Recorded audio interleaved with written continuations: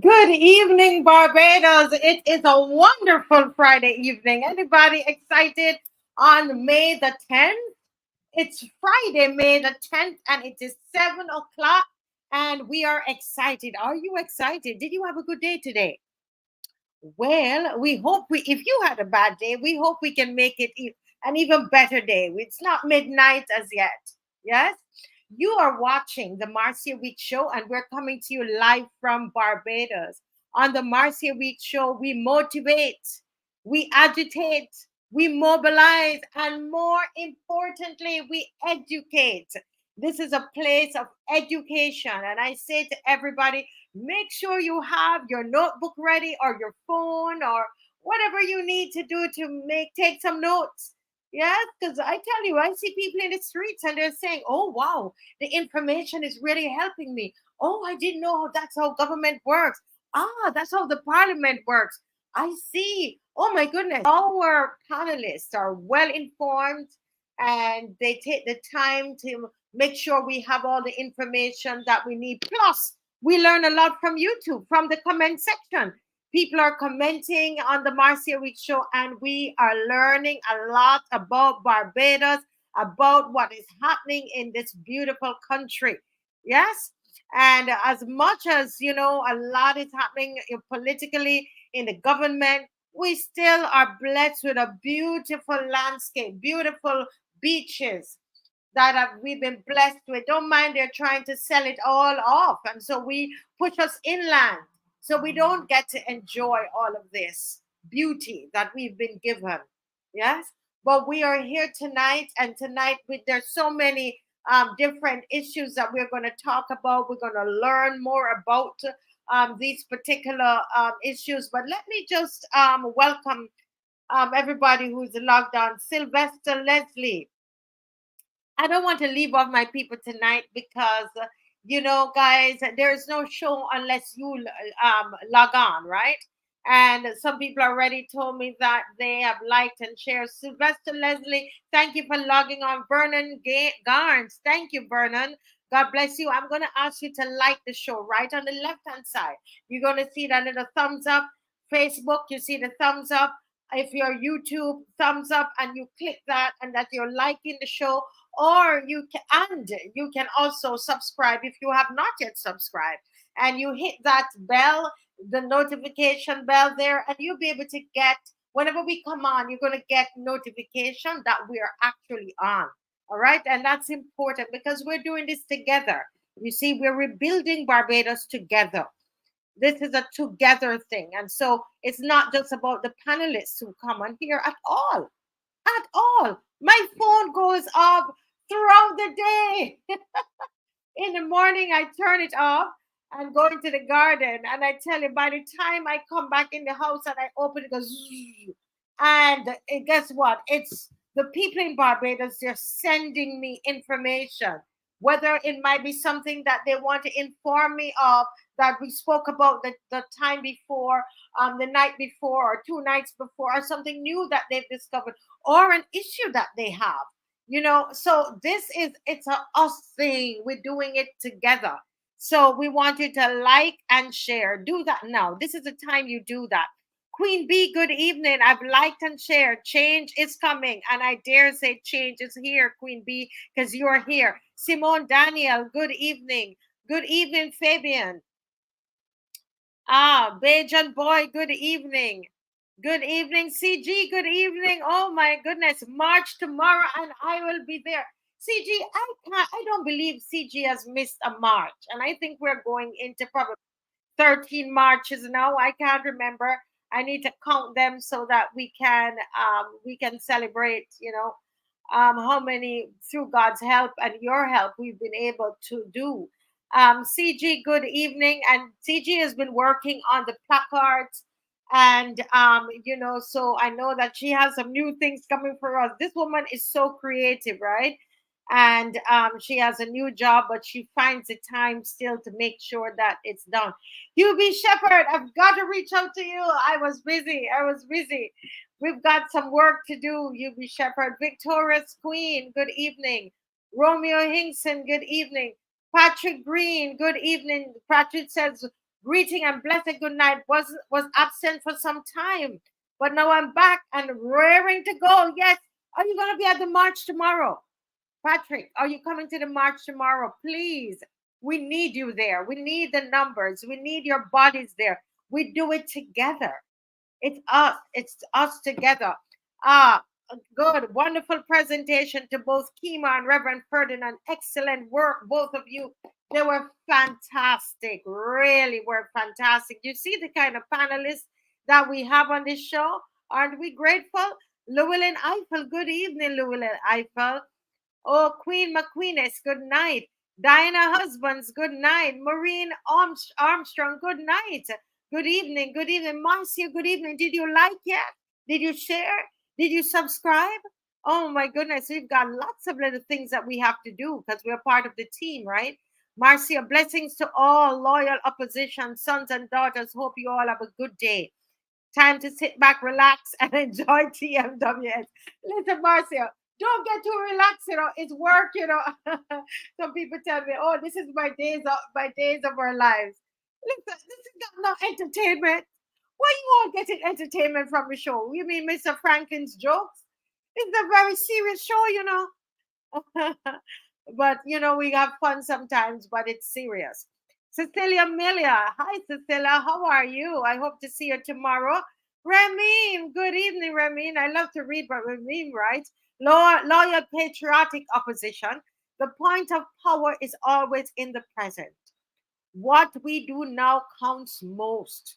Come out in your numbers for good governance, freedom of speech, association, assembly, religion.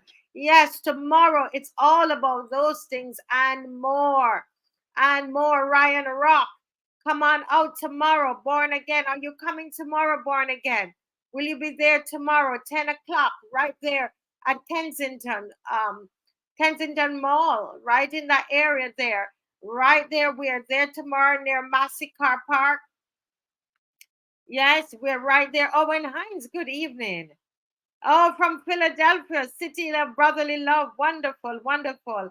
Oh my goodness, Sir Alfred is in Brooklyn, New York. That is wonderful. Oh my Lord, Captain, good evening. Natasha Hope, good evening. Natasha, are you coming out again? Please, please, we need the numbers. Bring somebody with you tomorrow. Bring someone with you tomorrow. Tell somebody about the march and let them pack up your car and come with them tomorrow. Now, don't forget that we are collecting donations in our barrels. We used to have our barrels at the roadside Parliament. So we only have 2 barrels. I hope we have enough. But we're going to have the barrels out there for you to bring your stuff and to put in the barrels tomorrow. The barrels are going to be at Independence Square. All right. So come on down with what we need for those who have are victims of the fire there at Wellington Street. We will not forget them. Business and Finance, good evening. Welcome back. Good night, all loyals and the panel. Yes. Chesterfields, good night, sir. Good night. Good night. Wendy Ford Griffith, good night. Kern Williams, good night. Tammy Griffith, good night. Emerson Babb, good night. Cynthia Thorpe, how are you? Good night. Hasbro, good night. Sandra Franklin, good night. Angela Blackman, good night. Oh my word. Sandra Brewster, another Sandra. Good night. Alvin Brown, good night. How are you, Alvin? Everton Hunt, good night. Monica Ince, good night. DG, good night. Bim is my home. This person seems as though they are in the diaspora. Good night. If it's so, where are you from? Where are you watching from? Kenmore Spencer, good night. Rachel Thornhill. Oh, how are you, Rachel? Rachel, have you ever missed a night? Franklin Rock, good night. What is that Franklin is writing? Is that Chinese? Just kidding. John Moore, man. John Moore is the man. John Moore. March number 12. Listen. John knows if it's March number 12 because I believe he's filmed all 12 marches. Well, in this series, I used to do the marches before these with the children. Okay, we're talking about the children of Barbados. But these marches about other issues in the nation, This is March number 12. Wow. Isn't God good? Thank you, John. Thank you for the work that you do, John. I can call your name. Alvin Simpson, good night. Flojo Maloney, good night, guys. Flojo, have you liked the show, Flojo? Flojo, have you liked the show? That's the question. Please like the show. Yes, listen, this is the We Are Not Afraid March tomorrow, March number 12. Tomorrow, and it's on May 11th, but it's March number 12. And tomorrow we have, we're trying to, in the square, we're trying to give you some fresh faces and voices in the square. So we're going to have Theory Gittens is going to be speaking to us in the square. Jonathan Daniel is going to speak to, these are all young people. Jonathan Daniel is a young man, and Theory Gittens a young man. Theory's at UWI. Jonathan Daniels is a young entrepreneur, and who has been on the show. Both of them have been on the show. They're going to speak tomorrow. Rasimba is going to speak tomorrow. Apostle Margaret Breedy is going to speak tomorrow. And she spoke last week, was very powerful. And so she's going to speak tomorrow again. And on the truck, oh, we're going to have Apostle Canterbury. Did you all hear him last time? Oh my goodness, he's going to be on the truck. And we with the truck, we wait for the panelists as they come. Hopefully we're going to hear from Caswell on the truck, always so effective. Hopefully Kimar will come and we can hear from him on the truck. And we're just going to have an amazing time. Lumumba, there is Bongo Lights. And tomorrow is a time where we're going to be so powerful tomorrow.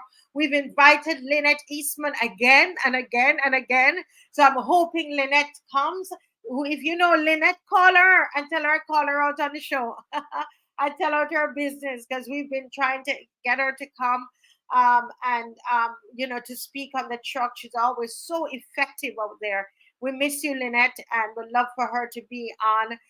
We will send out the invitation to Grenville Phillips. We want as many voices as possible. Philip Springer is going to be speaking tomorrow in the square as well. So we're just opening up for more voices. Yes, I believe that would be wonderful to have everybody coming on. Yes, somebody said, peoples, let's see if we can get another 250 likes. Can we? Of course we can. We can. There are 476 of you on. It means that everybody who is on will like. Huh? About 500 of us on. Everybody who is on will like. Yes? And share. Did you share? Did you share? This is the time to share. Some of you don't want to share in the middle of the program, right? Because you're so glued into what is going on. Yeah.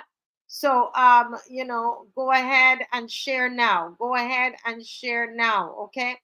This is the time to share. This is the time to like. Yes. And let's go right into our,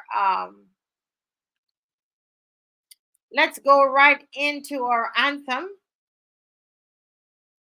We're going to go into our anthem. I can't forget the anthem at all. That anthem is that's our song. That's our theme song right there. Yes. Wonderful, wonderful, wonderful. And share, guys. Like and share. Like and share. Like and share. Like and share. Like and share, folks.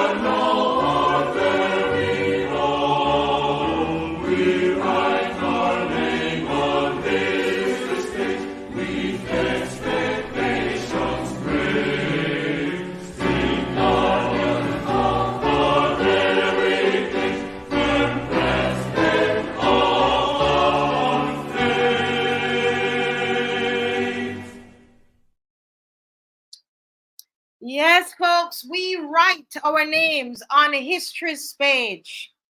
We write our names on history's page as we do our march tomorrow, and so did all these persons from the 1937 riots. Those who died, there were 9 persons who were killed and 30 wounded. We talked about the ones who died the other night, and let me just call these that have written their names on a history's page.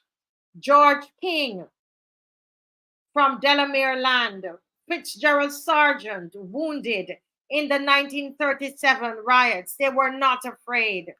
They were not afraid. We are not afraid. Let's write our names on history's page tomorrow, guys. Clevie Grant of Q-Land, Cecile Harding from Britain's Hill, Kitchener Green from Waterland, Randolph King from Bridge Road, wounded in the 1937 riots, Beres Perkins, Bank Hall, wounded, Edmund Hoyt, Reed Street, wounded in the 1937 riots, Doris Jones from Becker's Hill, wounded, Hilda Miller, Carrington's Village, Elvis Nice Bonnet from Mahogany Lane. These are women too, you know. Justina Williams from Cook's Alley, Cuthbert Reed from Jackman's, Granville Ford from Collimarock. Wow, George Bascom from Black Rock, St. Michael, Howard Hutchinson, Darnley Rollock, St. Clair Branch, Wilbert Grahams, Sean Lashley, Frank Springer, Livingston Burrows, Colburn Allen. These are the names of those who were wounded in the 1937 riot. James Smith from Garden Land, Othniel Murray from Salters, St. George, Ewart Williams from Thorpe's Cottage, St. George, Carlisle Graves from Sherman, St. Peter, Joseph Belgrave from near Baltic, St. Peter, Lionel Burnett from Sergeant's Village, Christchurch, Arthur Babb from Greenwich, St. Lucie. Yes, folks, there were 30 wounded and 9 persons were killed in the 1937 riot. We are not afraid. We're not afraid because we have a heritage. We have a heritage. These are they are not Jamaicans who died. They're not Jamaicans who fought in the 1937 riots. They were not Trinis. Yeah, they said, the gentleman, what is his name? Clement Payne was from Trinidad. But all these persons who were wounded and who died, 9 died, 30 wounded, were all Barbadians. We are not afraid. We're not a fearful set of people. We're not a docile set of people either. And we do not need sticks and stones, and we do not need anybody to be wounded physically. Yes? All right. So tonight, guys, we have a great show lined up for you, and I hope you are sharing. Yes, I hope you are sharing. I hope you are liking and you are sharing. Okay. Folks, we need you to be sharing. Okay, guys, tonight it's 7:21. And I see Mrs. Rose Corbin is all ready for us. And you know, when she comes on, it's going to be a treat. And so tonight, get ready, get your pen, get your papers ready. And we are ready to go. Good night, Mrs. Corbin. How are you? I'm well, thank you. And you? How are you? I am fantastic. I'm all excited. I'm ready. I'm ready for the march tomorrow. The We Are Not Afraid march. I am excited to be walking under that banner as a Barbadian? I am too. I am always excited. I'm always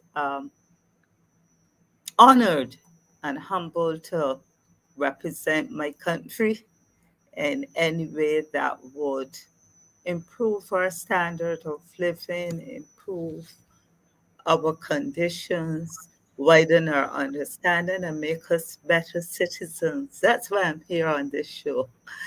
And I thank you for the opportunity, Marcia. Thank you. You're I most welcome anytime. And we are thanking you for the research that you do and for the education. Whenever you come on that you bring, we appreciate that and we honor that. thank you, and thank you all the others for greeting me and telling me good night. Yeah. It's an opportunity to be here with loyal sons and daughters, all firm craftsmen of our faith. Thank you so much.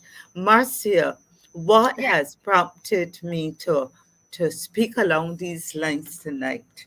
Um, Actually, I wanted to share with with you and with our audience my submissions, my written submissions to the Joint Select Committee, and then I noticed a post.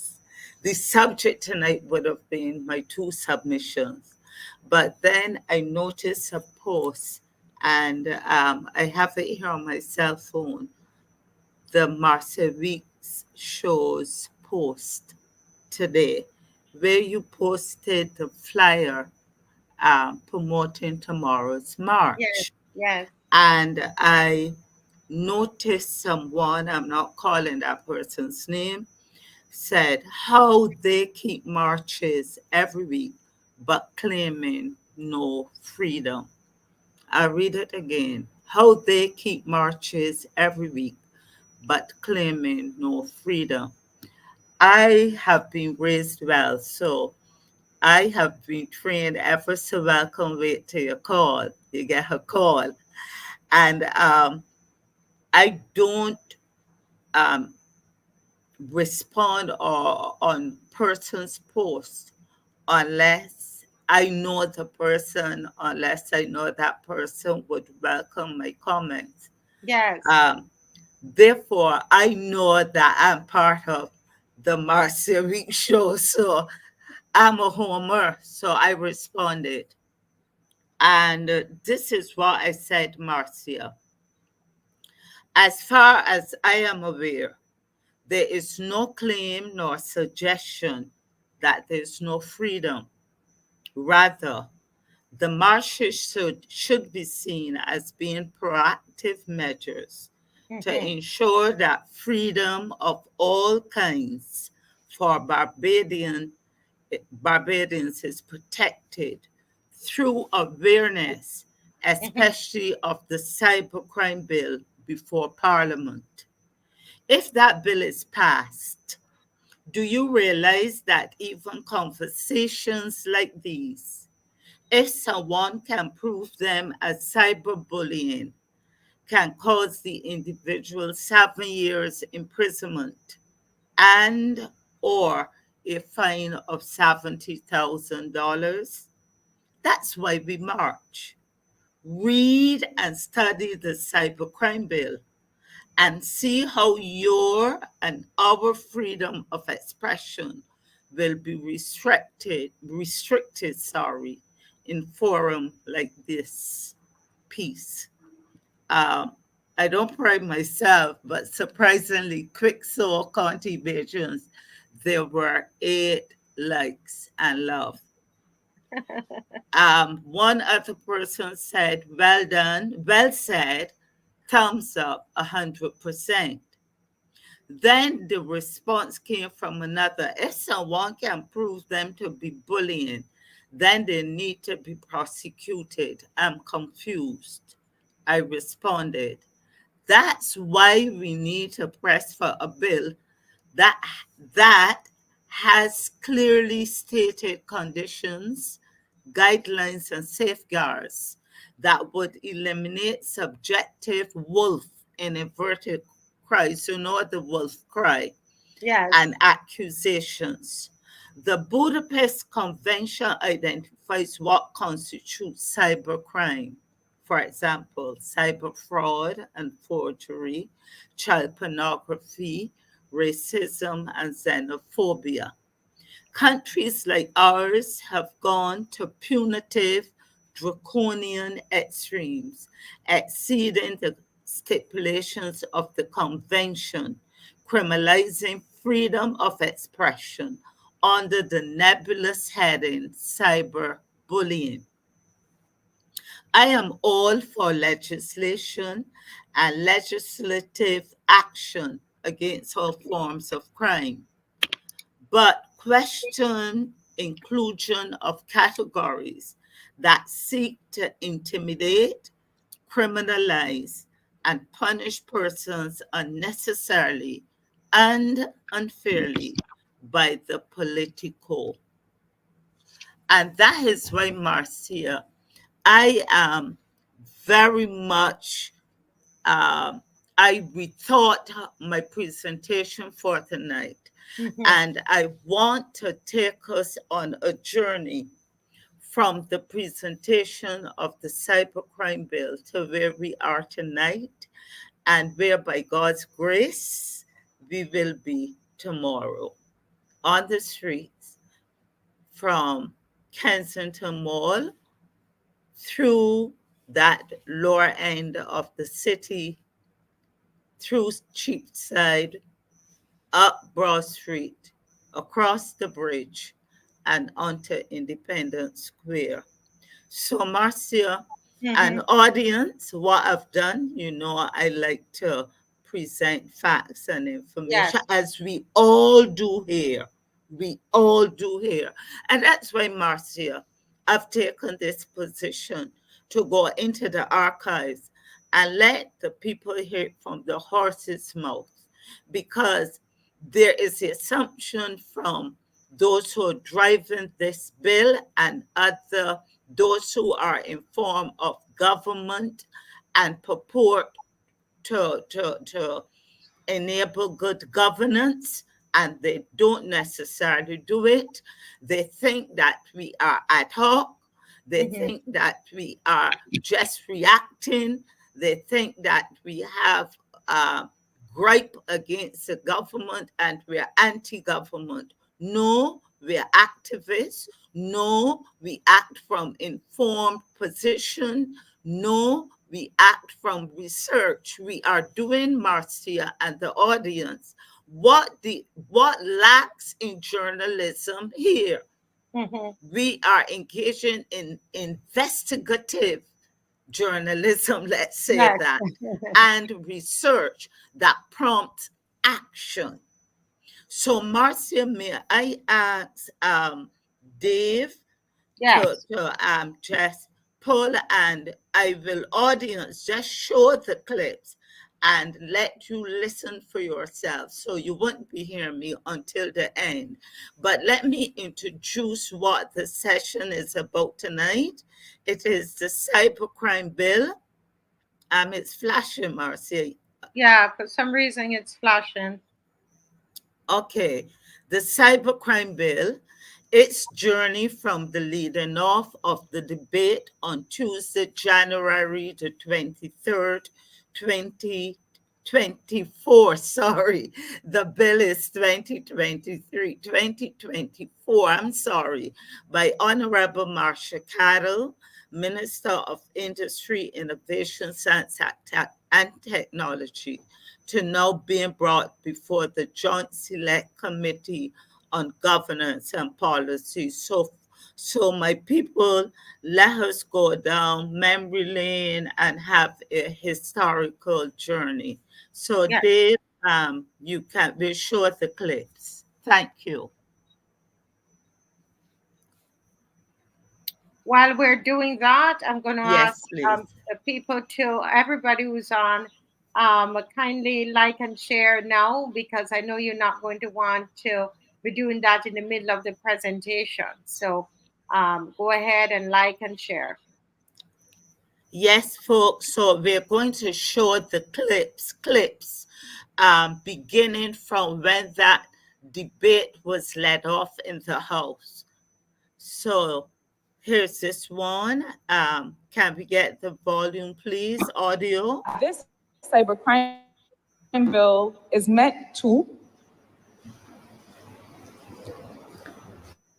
create offenses in cases where there is true criminal activity that is intended and taking place, but it is also designed to protect legitimate interests and development. It is not designed, and it is particular in its framing, not to criminalize or penalize those experts, those professionals, those service providers who are in the business of surveillance, of ethical hacking, by which I mean they try to break a system to see whether it will break.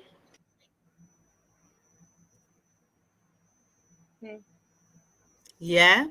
So that was where that bill was going, that debate. And that was on the 23rd of January, 2024. And you could see the confidence as that debate was led off. And I must say that Miss Cattle, I'm fond of her as one of my former students, well-raised, intelligent from a young child. So therefore, I am not anti-Miss Cattle, but I am showing the confidence with which that bill was presented as if there weren't going to be any objections. It was, as the French say, fait accompli. But we're taking on a journey. Please look at the next clip, please. Could we get the volume? Evening, Minister Cattle. Good evening. Happy to be here. Well, let's start here. A Computer Misuse Act already existed that was passed in 2005. So why was there a need to bring this new cybercrime bill at this time? Well, as you know, and as you've just said, the Computer Misuse Act is almost 20 years old, and technology sector is perhaps the fastest moving sector in the world. Things change every day. And so there are several reviews that suggested that act had to be updated to include things that it did not include that were troubling us today. So for example, the techniques that people use to hack computers and to try and intercept data that is people's personal data. Things like the exploitation of children and sexual violence online, issues of cyber terrorism, things like committing preparatory acts for cybercrime. So these aren't things that were included. But also the fact is that in order to address cybercrime, because there are no borders or boundaries when it comes to these kinds of crimes, something may happen in the US or the UK that affects me here. It may happen in Eastern Europe that affects somebody in Jamaica.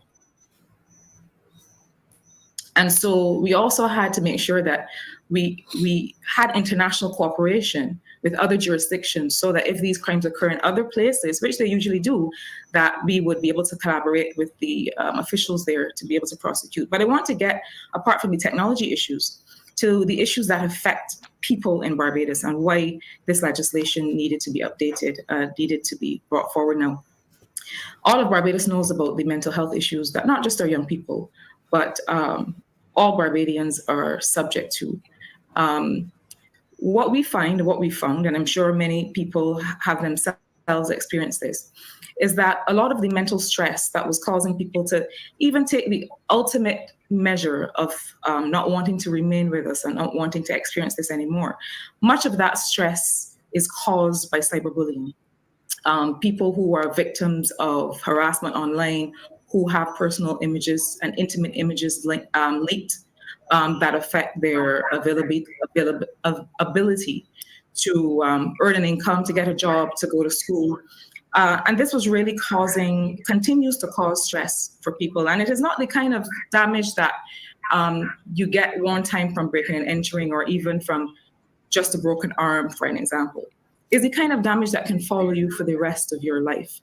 The other thing that we notice and have to contend with is that even some of the violent crime that we see taking place started on social media, what people call IG wars. And one person has a problem with something that somebody says online or says about their family, and they escalate it into a physical crime.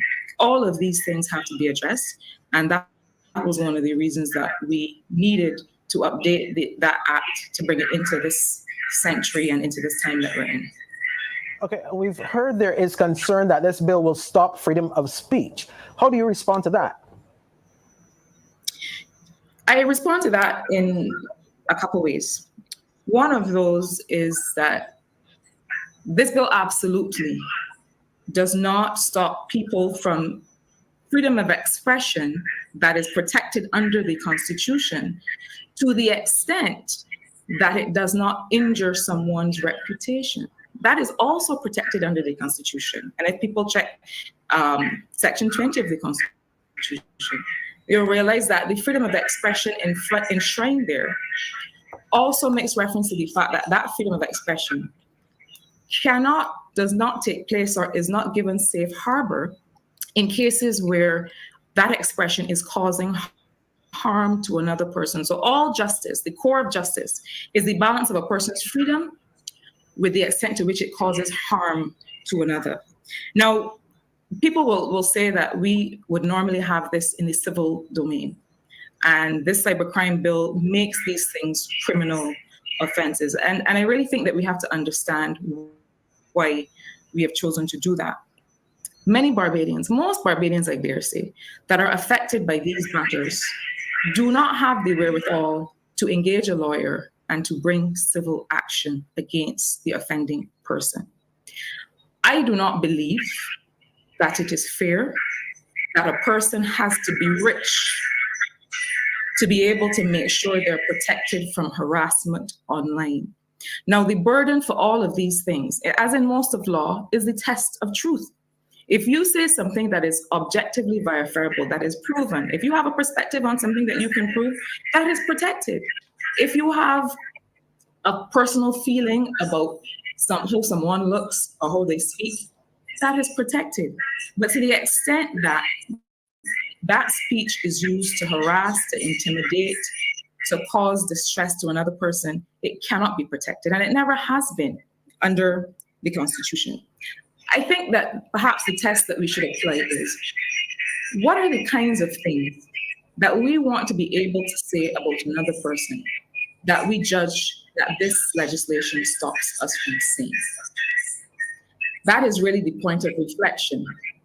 Because if it is something that you know is likely to cause damage or harm or intimidate a person, then perhaps you should refrain from saying it.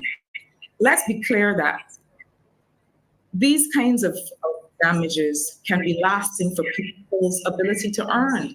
If I'm a plumber and somebody says that I've done something criminal or otherwise that I have not done, that affects the extent to which people will call me to continue to invite me into their homes to ply my trade. It's going to affect the amount of money I can earn and the extent to which I can care for my family. These are material issues. And I do believe that I want to assure Barbadians that this legislation does not affect your right to freely express your thoughts and ideas, but it does protect the population from the harm that malicious communication that you engage in, that you cannot prove, that is pornographic or that seeks to embarrass another. It does protect the population from those kinds of acts. Okay, thank you, Minister Cattle, so much. We have to leave it there. Minister of Industry, Innovation, Science and Technology, Marsha Cattle, speaking on the new cybercrime legislation.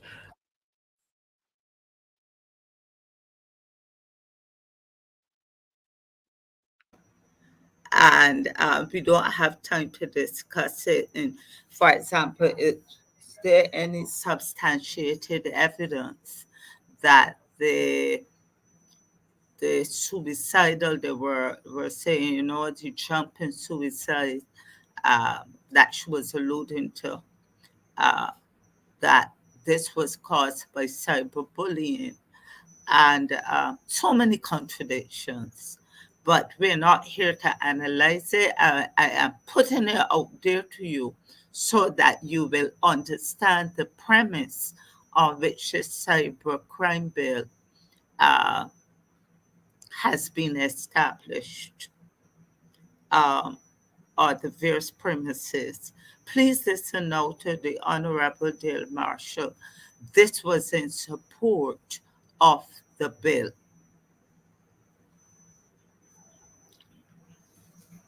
Please, this is a short one.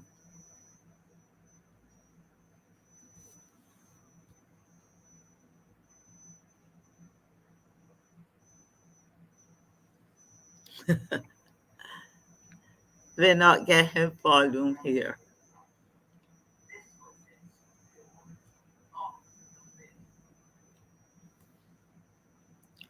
We're not getting volume, Marcia.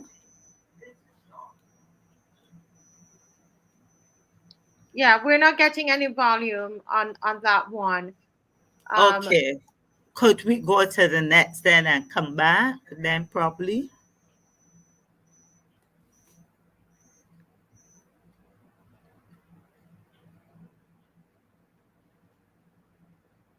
I just want to underscore that this Parliament, this administration, takes its responsibility to maintain peace, order, and good government, not for the benefit of ourselves as a political class, but for the benefit of those individuals who cannot protect themselves.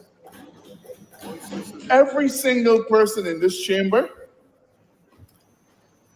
has an opportunity, whether it is in Parliament, on a political platform, through the law courts, through other structures, to defend ourselves and to protect our interests. And we've had to do it from time to time. But I have come to Parliament. I was elected by the people of St. Joseph to stand in the breach for them. The Budapest Convention simply sets out to establish what is best practice in relation to the area of cybercrime. So for those individuals who think that we have gone out on a frolic of our own and tried to come up with all kinds of crazy, bizarre stuff, let me assure you, Mr. Speaker, that that is not the case. The Budapest Convention, there's only one other country in the Caribbean who's a member of it, who's a party to it, that's Trinidad. Other Caribbean countries have indicated their willingness to sign up and become parties to the convention.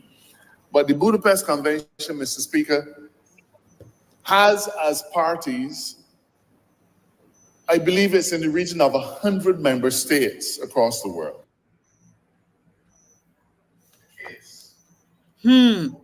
I say on certain things. I'm not analyzing, I'm just putting out there, but I can't help but say This is the same person who said that he has been elected by the people of St. Joseph to stand in the breach for them. Silence on George River. Silence on the excavation there on Bathsheba for the proposed hotel or whatever. And he's saying that you notice that only Trinidad and Barbados have signed on to the convention, and the other Caribbean islands, when he made his presentation, had not. Why did we have to rush it? I'm saying taking time isn't laziness, as what we've heard. A stitch in time saves 9. And look at the stitches that they're putting in that they will have to take out. And he talked about crazy, bizarre stuff. I am using his words. He said that there are those out there who think that the government has gone off on crazy, bizarre stuff. Yes, I do think it's crazy, bizarre stuff. because the draconian, punitive conditions within that bill can only be described as crazy and bizarre. That's why we are being placed in this position to point out those crazy, bizarre stuff to the public in general. So you heard him for yourself, the Attorney General, and please bear and forbear with me as we listen to this next one. Please bear and forbear. In other words, our Constitution tells you, yes, you have the right to express your opinion on matters, sir, but you don't have the right to destroy people's reputations, to infringe on their privacy, to infringe on their basic human rights and freedoms, to say things about them which you cannot prove to be correct, and to say things which you have no regard whether they're true or not. You're reckless, and you say it intentionally, sir.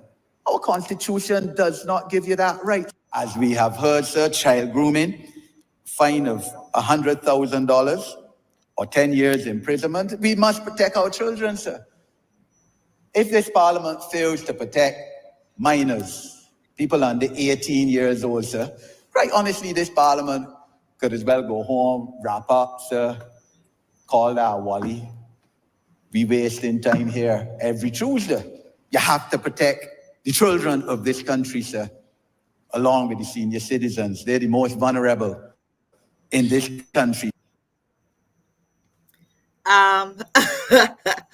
You have really done what Havat's being forbear. And he said something, though, about, Parliament can call it Wally. I long for the day when some of them call it Wally and go home. I'm serious, because they are not representing those who have sent them there. They have not been standing in the breach, as the Attorney General said, representing the people who have elected them. And as he said, the most vulnerable, those who don't have a voice. He's a person that in continuing on this cybercrime bill debate, the only thing that I could have pulled from it when he told the young people, young girls, don't take be careful don't take the pictures of them engaging in sexual acts, etc., as if that widens the seriousness of the debate on the cybercrime bill. So I think that it is time that we should indicate to them to call it Wally and go home. You get your pension, call it Wally and go home, because your representation lacks. The next one, please. If it is illegal to take and disseminate images, sexual images, or depictions of a minor,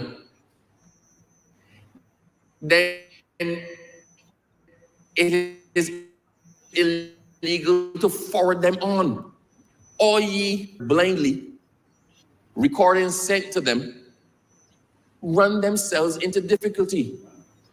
When prosecutions start to happen, sir, in relation to cyber crimes, the excuse cannot be that I didn't take it. It was forwarded many times, so I just sent it on one more. Quite often, sir, when these things come to me, I forward them straight to the Commissioner of Police. I hope, Marcia, that you take his advice and that those who are listening take his advice. When we get anything that suggests cyberbullying, do like him, forward it straight to the Commissioner of Police. He said he doesn't, And that is an action that we can take too. So that is the journey up to that point. And you would see the confidence with which they engaged at that initial stage, because I got the impression they felt that it would have sailed through and there would have been no pushback from the public, primarily through the initiative of this show. So let us look now at the other slides, and these will show us how we reach this point. Although the cybercrime bill has already passed in the lower house, a decision has been made to refer it to one of Parliament's standing committees. Minister of Industry, Innovation, Science and Technology, Marsha Cattle, explains this will allow concerned parties to make presentations before the committee and creates the potential for amendments to be made. We're not in a hurry. I ask that we pause, that we have the legislation go to Standing Committee of Parliament, that we have the consultations that are needed, that everyone has the opportunity to step forward and to present their concerns, and then sure-footed together, we take the legislation back to the upper house. Ms. Cattle was speaking during the inaugural meeting of the Caribbean chapter of the International Institute of Communications, or IIC. Through meetings, the IIC connects communications regulators, experts, and innovators, creating opportunities for open dialogue, the exchange of ideas. And there, the announcement was made. We're going to do what? Pause it. Just like we're going to pause education reform.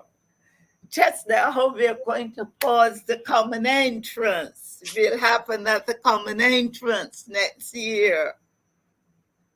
Just like how we're going to pause Draxall. Just like how we're going to pause this, that, and the other while we party. While we have party on the East Coast, and while we're going to have a party for the creatives. I'm having fun over this end. But we paused. It was in a hurry to be passed. And all right now, persons would have to be looking for that $70,000 that they don't have. But it's been on pause to hear from the people when it could have been brought to the people, the educated people of Barbados. But then I heard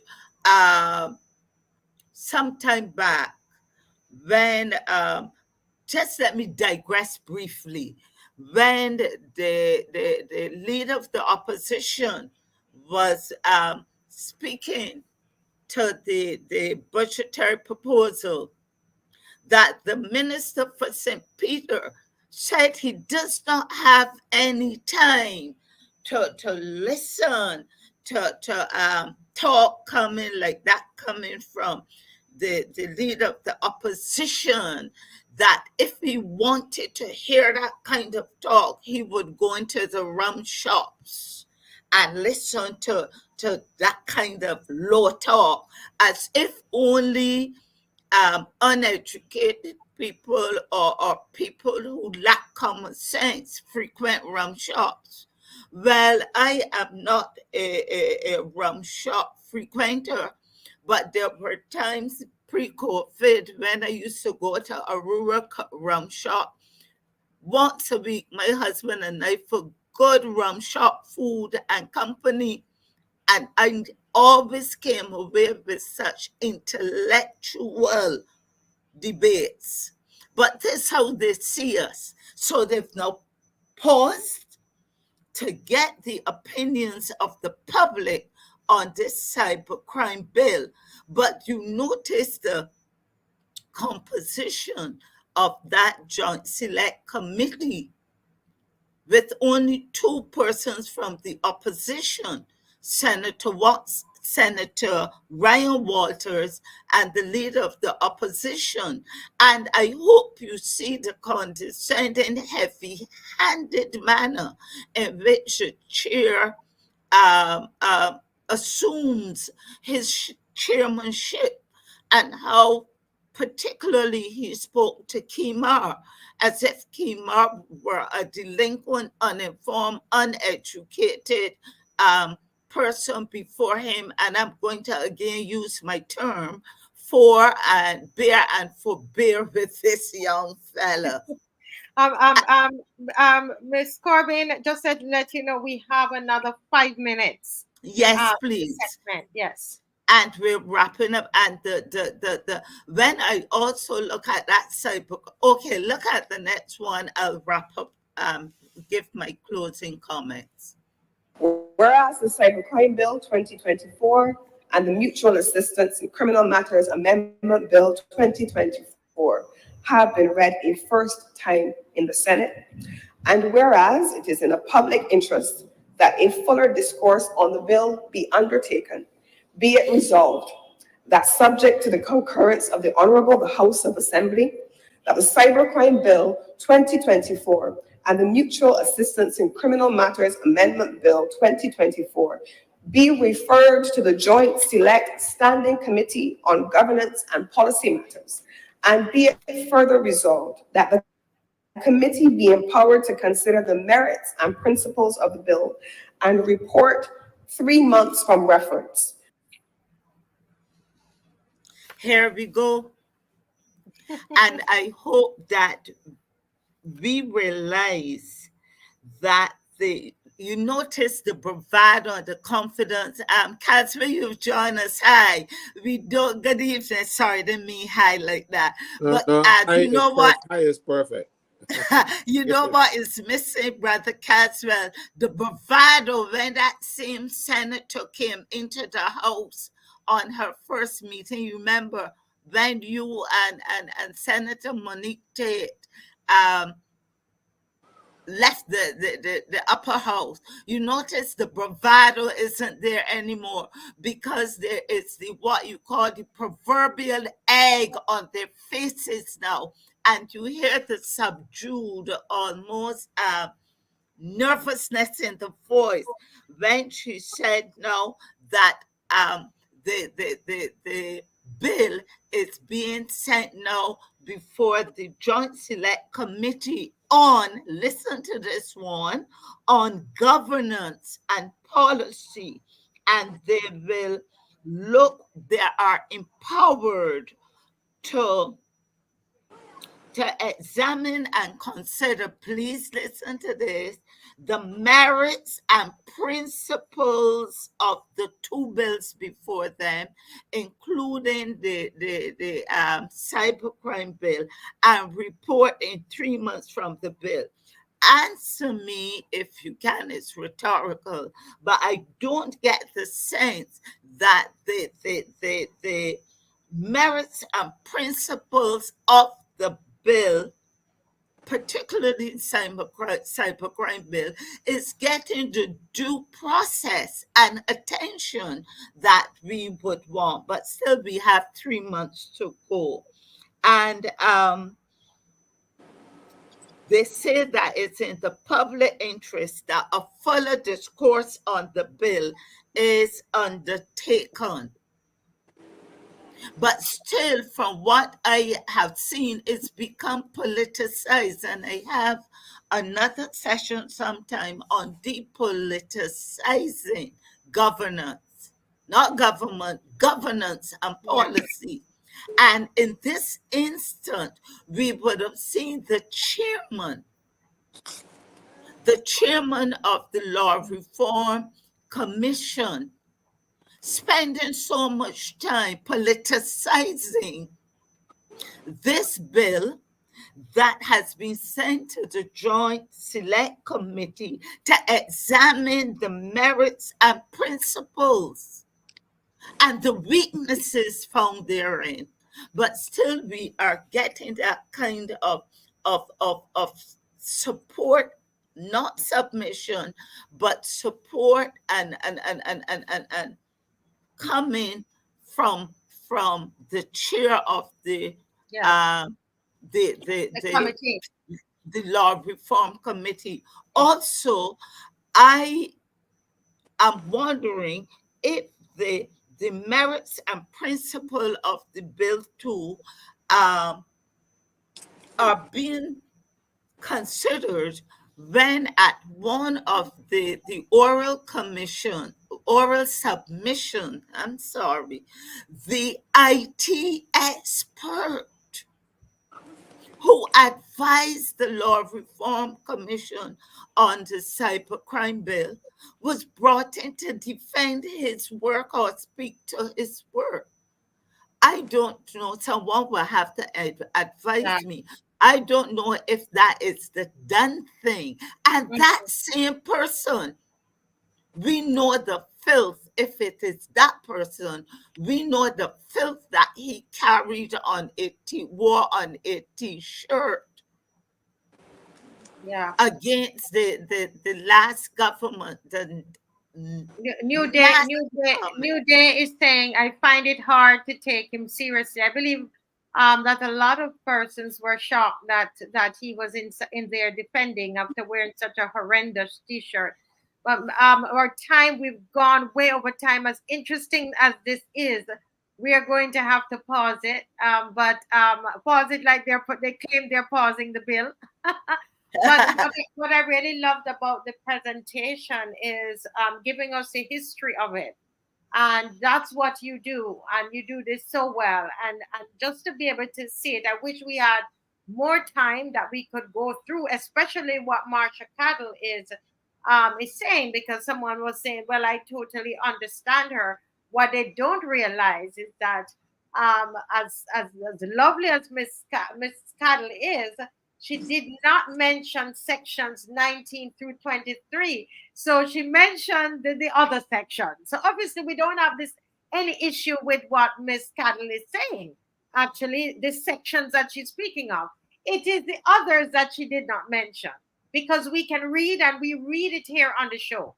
And I say to, as we've been saying to every Barbadian, just read those sections 19 to 23, and you would see exactly what Rose is speaking about, Mrs. Corbin is speaking about tonight, and all the presentations that we've had in Parliament, and the presentations that we will be doing again on Monday. A lot of our young people are going to be in on Monday in Parliament, and that's why we're marching on the streets as well.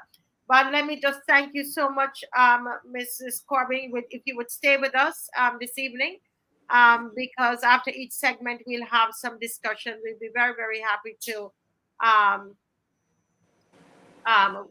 we would have to as Easy D is saying, that we have to kind of hold it, and then it's something that we need to come back at, especially the one with Marsha Cattle.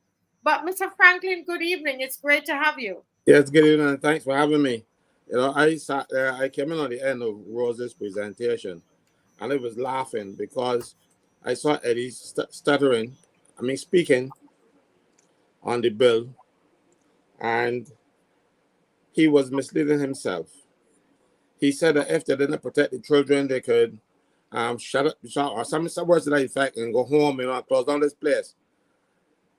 I want to tell Mr. Hinkson that since July 18th, 2005, let me repeat, July 18, 2005, we had on the law books of Barbados an act called the Computer Misuse Act.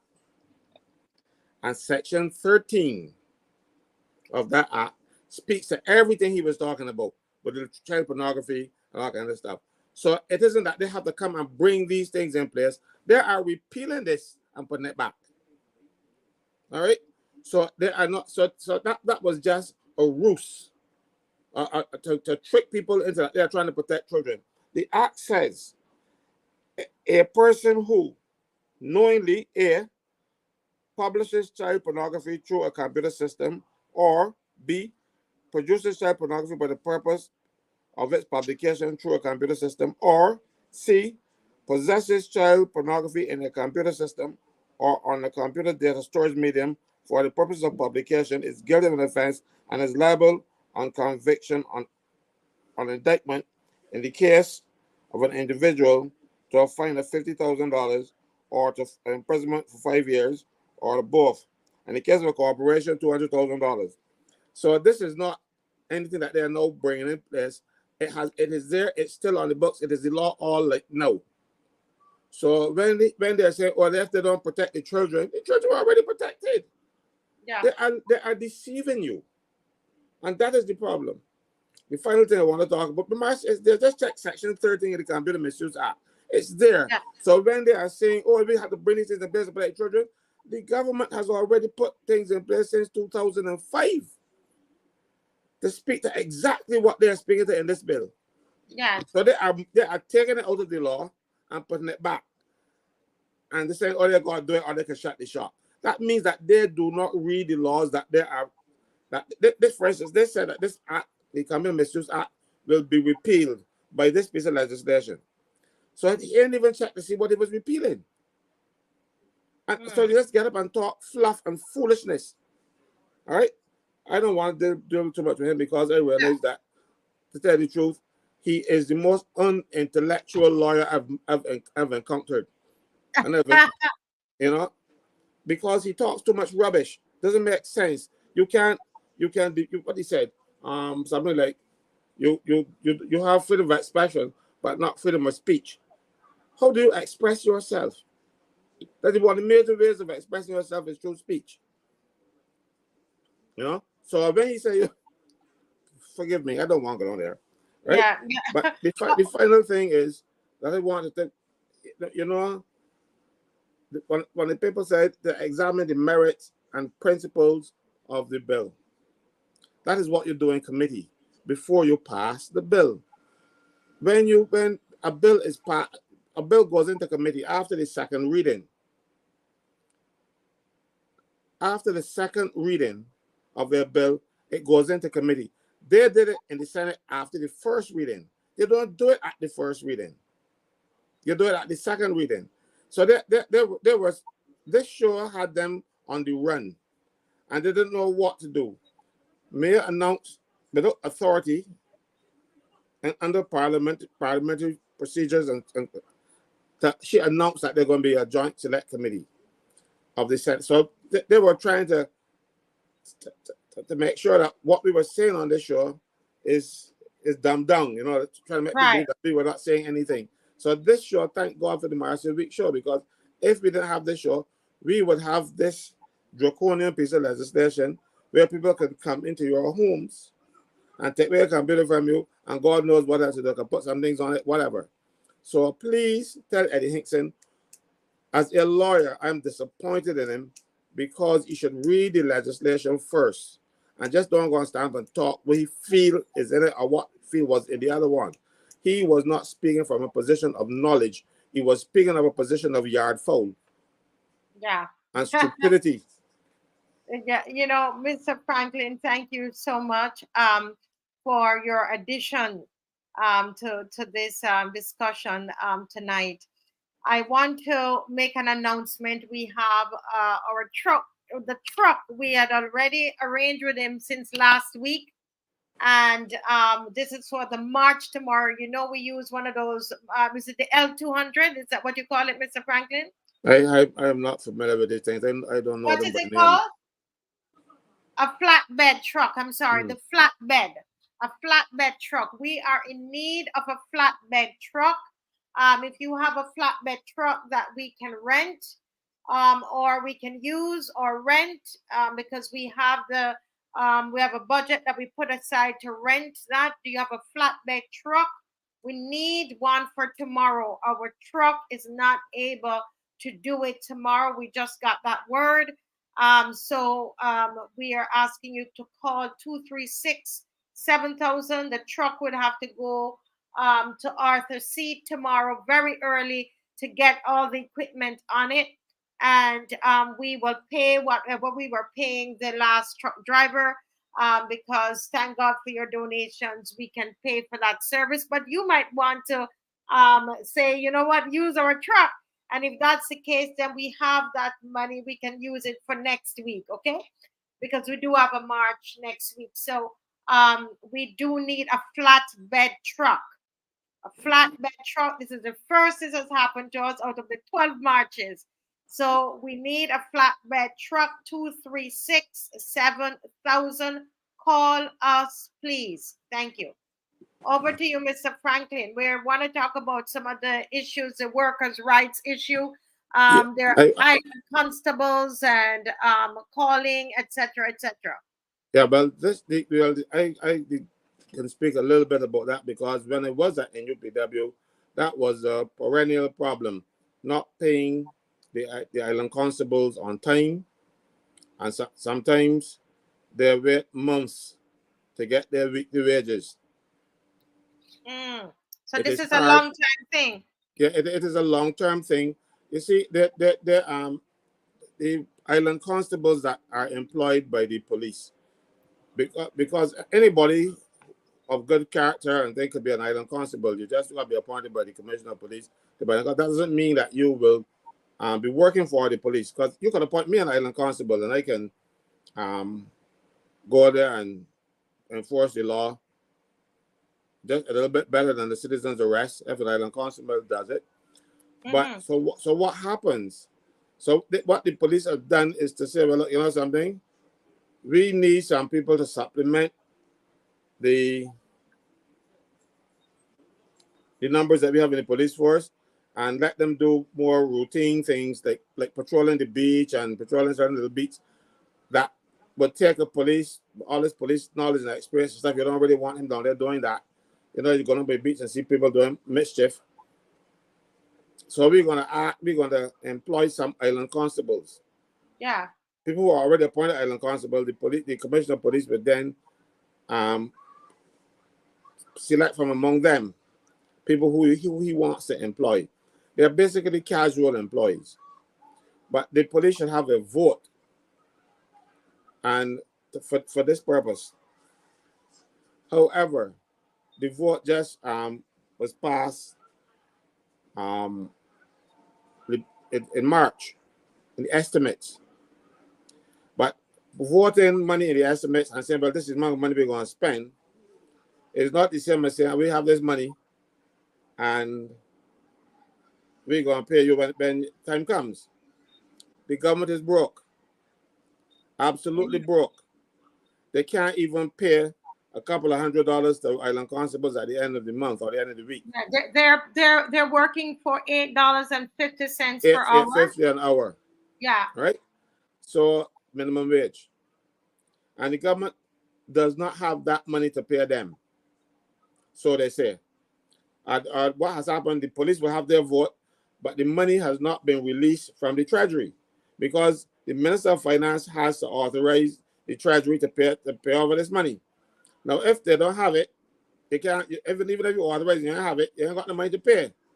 So that is one of the reasons why you haven't tax bills as early as April, May, because you know before Rose you pay taxes all these years, and you know your tax bills will come in November, December. Now you are hearing about, well, this has to be a 6 months year, because if you're paying yearly, you're paying in November, December. How come you are paying now and bills ran in April, coming out in May, and they're giving you 30 what do you call it? The discount if you pay early, and if you pay online, you even got a longer discount than the law allows, because they are trashing about for money, and the government. I address it this way because I want to show you now what is happening. They don't have money to pay people that are making $8.50 an hour. But this month, by the end of last month, the Prime Minister issued instructions to pay those consultants 20% of their salary going back to let me watch my WhatsApp here. I don't want to lie. They would say I telling lies because I correct the wrong date. This should take effect from the July 24th, 2020. So you are going to go back and pay Charlie Jung and all Jessica Odell and all those people 20% of their salary. From what, July 24, what date? July 24th, 2020. And you're going to back pay them 20% of the salary that they would have received. Wow. But you can't find $850. And then people making $20,000 and $15,000 when the month comes. So you're going to give them, it is 20% of the annual amount. Right? So you're going to give them, the Prime Minister has issued these instructions according to my information. And it's going to be backdated. So all those consultants... You're saying, I want to do them calculations, and everybody help me to do these calculations, because we're going to put that against these constables who work $620 per 2 weeks. Every 2 weeks, they work $620. Rose, help me with this calculation. So you're telling me that you're saying on an average, Mr. Franklin, they work like $15,000 a month? Or, so some of these people work for more, but we could average it at 15. Because let me average 15. So I multiply 15 by 12, and then find 20% of that, and you will see how much they will get. Guys, let's do the math. Mr. Franklin, I will give you back your time, but I think I want people to understand it. 15,000, because we know 15,000 reasonable, because I remember, if I'm not mistaken, isn't this what they were paying Mr. Ellis when he was a consultant with them? I remember something like this that it sounded anyway a little bit. But anyways, $180,000 a year, okay? And they are going to pay them 20% of that. Yes. Which is 36,000. So they are going back from 2020, and it's 2024. So you're looking at one person alone, the government is paying them $144,000, right? They are paying, yes, 36,000 per year. They would be paid. This is what they're getting now, because of it's backdated to July 20th. And you're sure it's 20% of their salary, Mr. Franklin? 20% of their salary. You all seen this? Wait, was somebody saying 36,000 a year? It's not a year. No, $36,000. Your gratuity is you work like $15,000. Let me see. Wait. Okay, it's a year. One second. A year, but remember, it's 4 years. 4 years. It's not 4 years.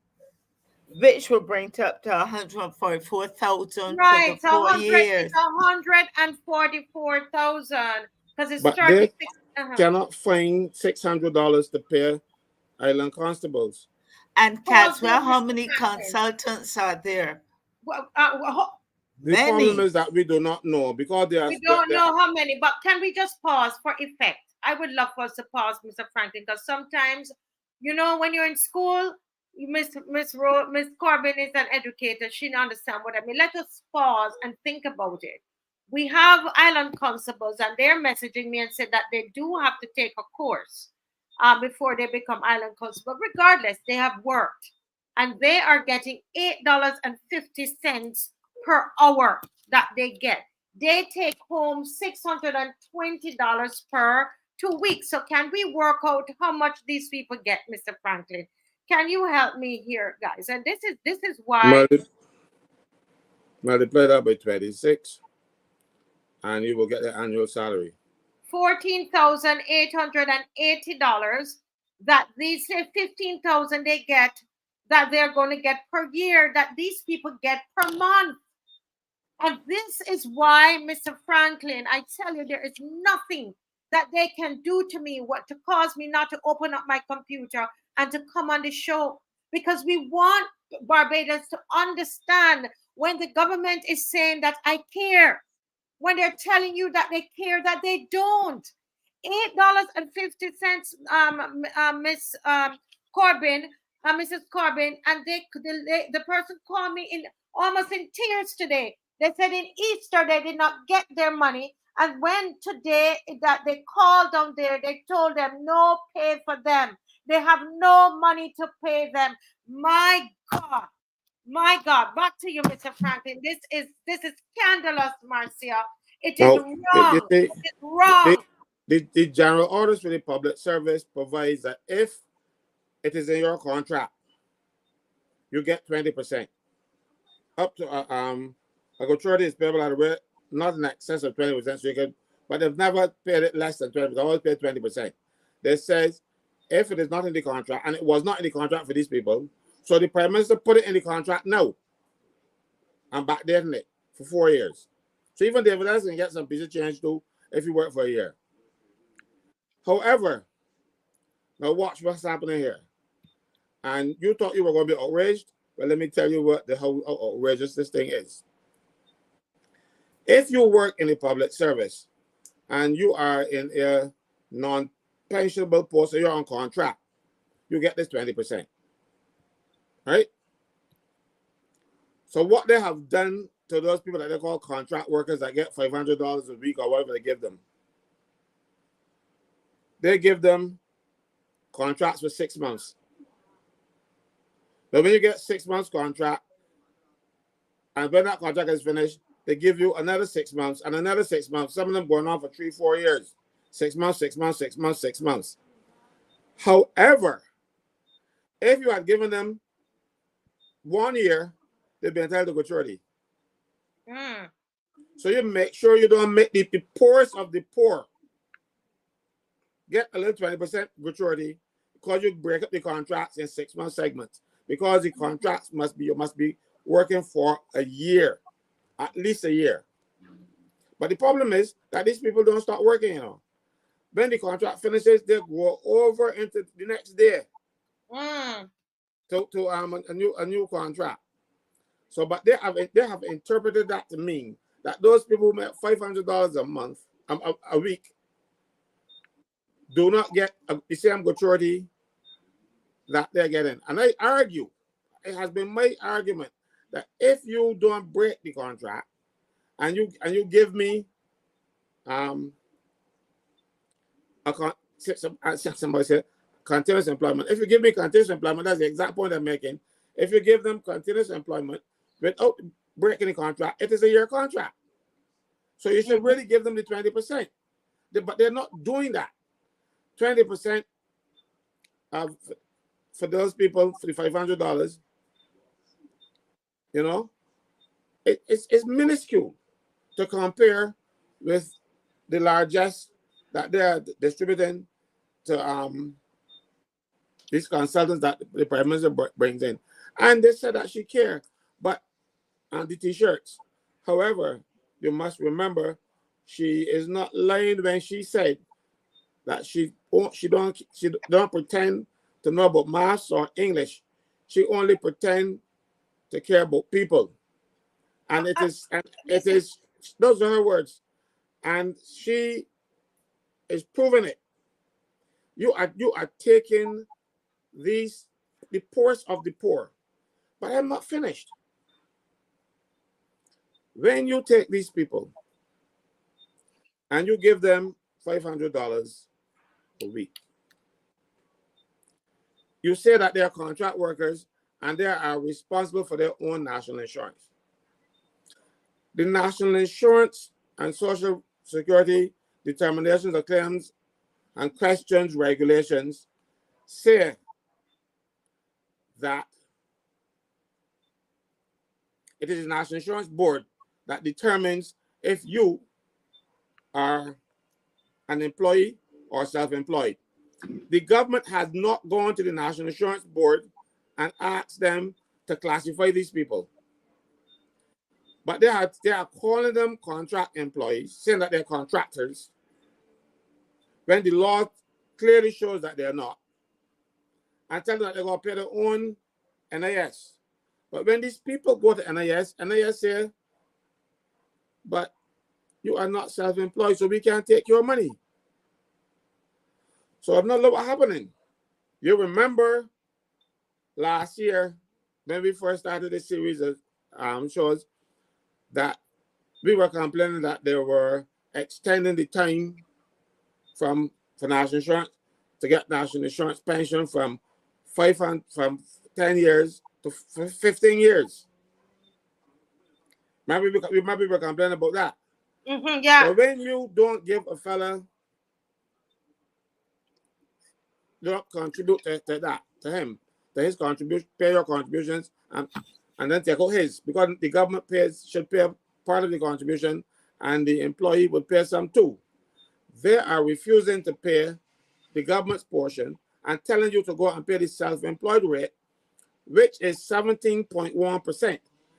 The rate when you are employed is 11.1%. So those people are going to be further at disadvantage if national insurance finally accept that they're self-employed people. But I don't know they can reasonably come to that conclusion, because they're clearly not working for themselves. They work and on a schedule. They do it, but mind you, they don't only do it to those people, they do it to doctors too, and call them locums. But so the government, following IMF dictates, refusing to pay its workers, pay their contributions. So now, when you don't pay those contributions, you can make those 750 contributions to get a pension, you know. You realize that? If you continue working like that, 3-4 years, 4 years for their contributions, that will help toward your pension, and you have not paid a single cent. Now, let's say one of these people get injured like Rachel. What will happen to them? Because the government is still insisting, even though Colin Jordan, when challenged by me on brass tacks, said that the government recognized this error and they have fixed them. They have not fixed them, they just hid them. This fixing is to hide the truth. That minister of the gospel said that. He said that on brass tacks Sunday, a day when he and I were guests on that show. And when I challenged him, he admitted that it happened. It was an error, and the government is moving, and the government has moved to fix it, and it don't happen anymore. Well, it is still happening in almost every government department. Yeah, wow. Right? They're continuing to do it and saying they're not. All the while trying to find a way to structure the contracts to make those people self-employed. It's impossible to make them self-employed. They are not self-employed. First of all, if you are self-employed, you can bring in your work. If you are a self-employed contractor, okay, let me give you an example. You are building a house. You hire a contractor. The contractor is not required to do the carpentry, the electrical work, the mason work. No, he hires people. A contractor can bring his own staff. So when you're working for the government and you can't make it work today, you should be able to send in your staff if you are a contractor. That is not the case. These people are clearly not contractors, and the government is stealing from the poorest of the poor. But it gets worse. One of those little young ladies get pregnant. No maternity benefits because she doesn't pay her contributions. She gets sick. Not only is injured, she gets sick. No contributions. They die. And you know, young people who took the vaccines are dying. They die.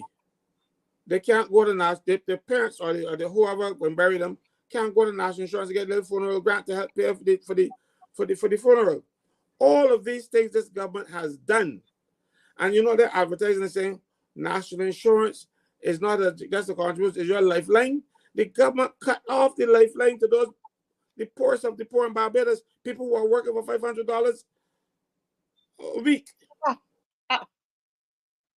You know, Mr. Franklin, I am telling you, this is let me go back to how I felt when we just started the show. I just you see, I'm just shaking my head. Yeah, well, I am in total disgust with the behavior of this government. Every time they do something, they do it wrong. And if they do something, they do it to hurt people. Now, you cannot, look, you have laws. If the IMF come and tell you don't do it, you got to tell the IMF, no, we got laws that say we got to do that. You got to follow our laws. No, they say don't pay them, don't pay the contributions. But when you don't pay the contributions, you are putting a lot of young people at risk. You have people out there working with cutlasses. A fella hand get slippery and wet, and his cutlass go and stick in somebody's head. He ain't getting a cent. You know, because they want to stay in the IMF program. The IMF telling them to break the law, and they're breaking it. How could these people who claim to be representing you in all conscience, mind you, I don't know if they still got one, because the conscience should bother them. But again, the conscience will only bother you if you got one. You know, Mr. Franklin, you know, I'm here saying, you know, that, and I have to bring Rose into this conversation here because she put something up on the screen. But I am saying, how come, Mr. Franklin, there are 29 of them there, and I don't hear them stand up on their two God-given feet and speak up on behalf of the workers in this country? How come not one of them would stand up and say it is unjust? Somebody who's getting $8.50 an hour, who can't even afford to buy grocery in the first place, cannot pay their rent in the first place. Why would you not pay them? Why would you take it upon yourself to be paying consultants that amount of money? Some of them they bring in from overseas, and you can't take care of the people here. And here now the Sam Lord's Castle workers are not being paid. You are telling somebody you have to pay $6.20 per 2 weeks, that you don't have any money to pay them, but you have just announced that you're going to pay people. You're going to give them back pay, back for their gratuity, backdated July 2020, $36,000 a year. And you cannot pay people $6.20 per 2 weeks. And Barbadians, we think that's okay. Do you really think that that is okay? Are you happy with this? And I don't see Rose here. Where is Miss Corbin? Something must have happened to her internet. Listen, she wrote something where she had them at down in what's the name of the place that they were having the picnic, Mr. Franklin?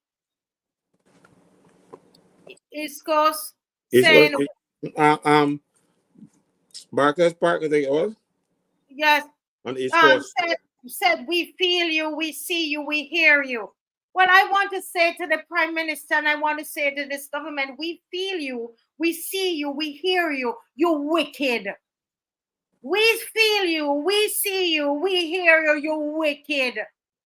And we need to have this on the march tomorrow. You telling the people, oh, we feel you, we see you, we hear you, you're wicked. And we need to come up with the rest of it.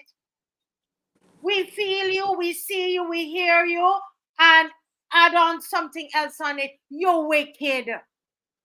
Plain and simple. Go ahead, Mr. Franklin. No. I'm sorry, I had to jump in there. No, please do, because you know, I sometimes gotta stop and breathe deep to see how people are being mistreated. And then you will carry nobody East Coast and get them a plate of food and feel like all well and good. That's how you treat idiots. Right? That's how you treat idiots. So upset, Mr. Franklin. It just like you hate it, man. I don't know. I hate to see when people let me you talk about the 29 of them on the government side of the house. However, a lot of these people are paying union dues. Did you hear any union speak this? Did you hear any union speak this? They just shrug it off and move on because they're getting duty-free Mercedes and duty-free BMW. So they don't want to rock the boat because they still want their duties waived. You know, let me hear Rose. Let me hear Mr. Corbin. I was talking about what you put up. We feel you, we see you, we hear you, and I know you're creative to come up with the rest of that. But Miss what are your thoughts about? Because this is just making my, when I remember hearing the voice of the woman on the line today, Mr. Franklin, it affects me. I don't know you manage his cause, but go ahead, Miss Corbin. I listened to the Prime Minister's speech at the East Coast event. To be able to speak, I listen. I know some persons say that they turn off, they don't listen, but I listen to all. I pick sense from nonsense if there is. I listen. And I heard repeatedly the Prime Minister saying, we feel you. I can't remember the order in which she said, but it was, we feel you, we hear you, we see you. And I kept saying that this is playing on people's psyche because the crowd responded. And I said, is this an election man to remember me cares? Give me the vote and watch me. And early now, it is this repetitive thing. I heard one of her MPs in making a speech recently, I think, in distributing stationery to common entrance students. They are repeating the same, we feel you, we hear you, we see you. And this will work on our subconscious. I think this is what is intended. But are they really seeing us? Are they really hearing us? Are they really feeling us? No. It is like when it was Marie Antoinette, when the people, Caswell, you remember the history in Paris, said she was told the people needed bread, and she said, give them cake. Yeah. So out of touch with what's happening. And this administration, if what we're hearing, Caswell, that they're proposing this back pay, they're proposing. No, they're not proposing. They have given instructions. All right, they've instructed. I'm not coming here unless I got the document. I have the instructions in my hand. Okay. And we are hearing what they're doing to the island constable. A cousin of mine was an island constable. She died a couple years ago. And I used to feel so sorry for her. They go out, they do the work, they put themselves out there in harm's way, and sometimes had to wait so long to be paid. And the extravagance of this government, we can only call it insensitivity, and the mendicant approaches they have towards the people. Now, for example, Marcia, we did not hear diddly squat from any member of Parliament on that common entrance to pull it back. Yeah. We talked about it here. Mrs. Dujon for the DLP, she talked about it. The BUT president talked about it, and the impassionate plea from Senator Tricia Watson. But still, the insulting thing was not an MP spoke to the matter in the lower house, neither a government senator in the upper house, but they can turn up and give the students the day before the exam or a couple of the week or the day before the exam with the cameras looking on, common entrance stationery. I do not like that treatment. You ain't speak out. You ain't ask or put in an appeal for these little babies who are sitting the exam. But you can turn up at the schools, West Terrace. You can turn up at the school in Christchurch. You can turn up at whatever school and give them kits for common entrance. I wish them well, but you cannot stand in the gap. As the AG said, he was elected by the people of St. Joseph to stand in the breach for them. But I did not hear any of the MPs standing in the breach for these little children. That's how they see us. That's how they treat us. And they now have the people repeating the mantra, we see you, we feel you, we hear you. This government, what we do, we feel you, we hear you, we see you, and the people shouting it. They're shouting it. These are the concerns that I have.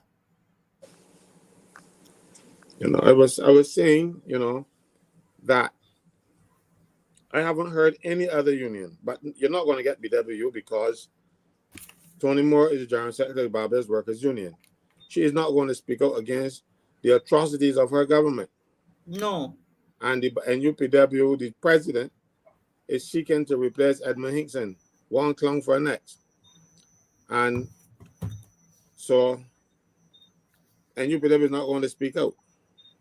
Yeah. And this and I can show you things that is happening, right?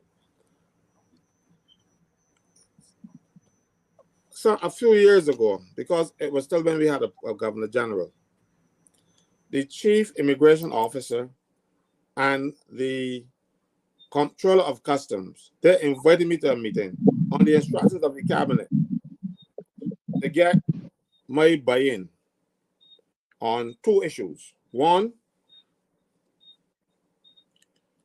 officers being searched when they enter or leave the port. And I said, I'm not even consulting the officers because I feel that everybody except the president and the prime minister should be searched when they enter and leave the airport. If customs officers don't like me saying that, tough. But it is for their own security.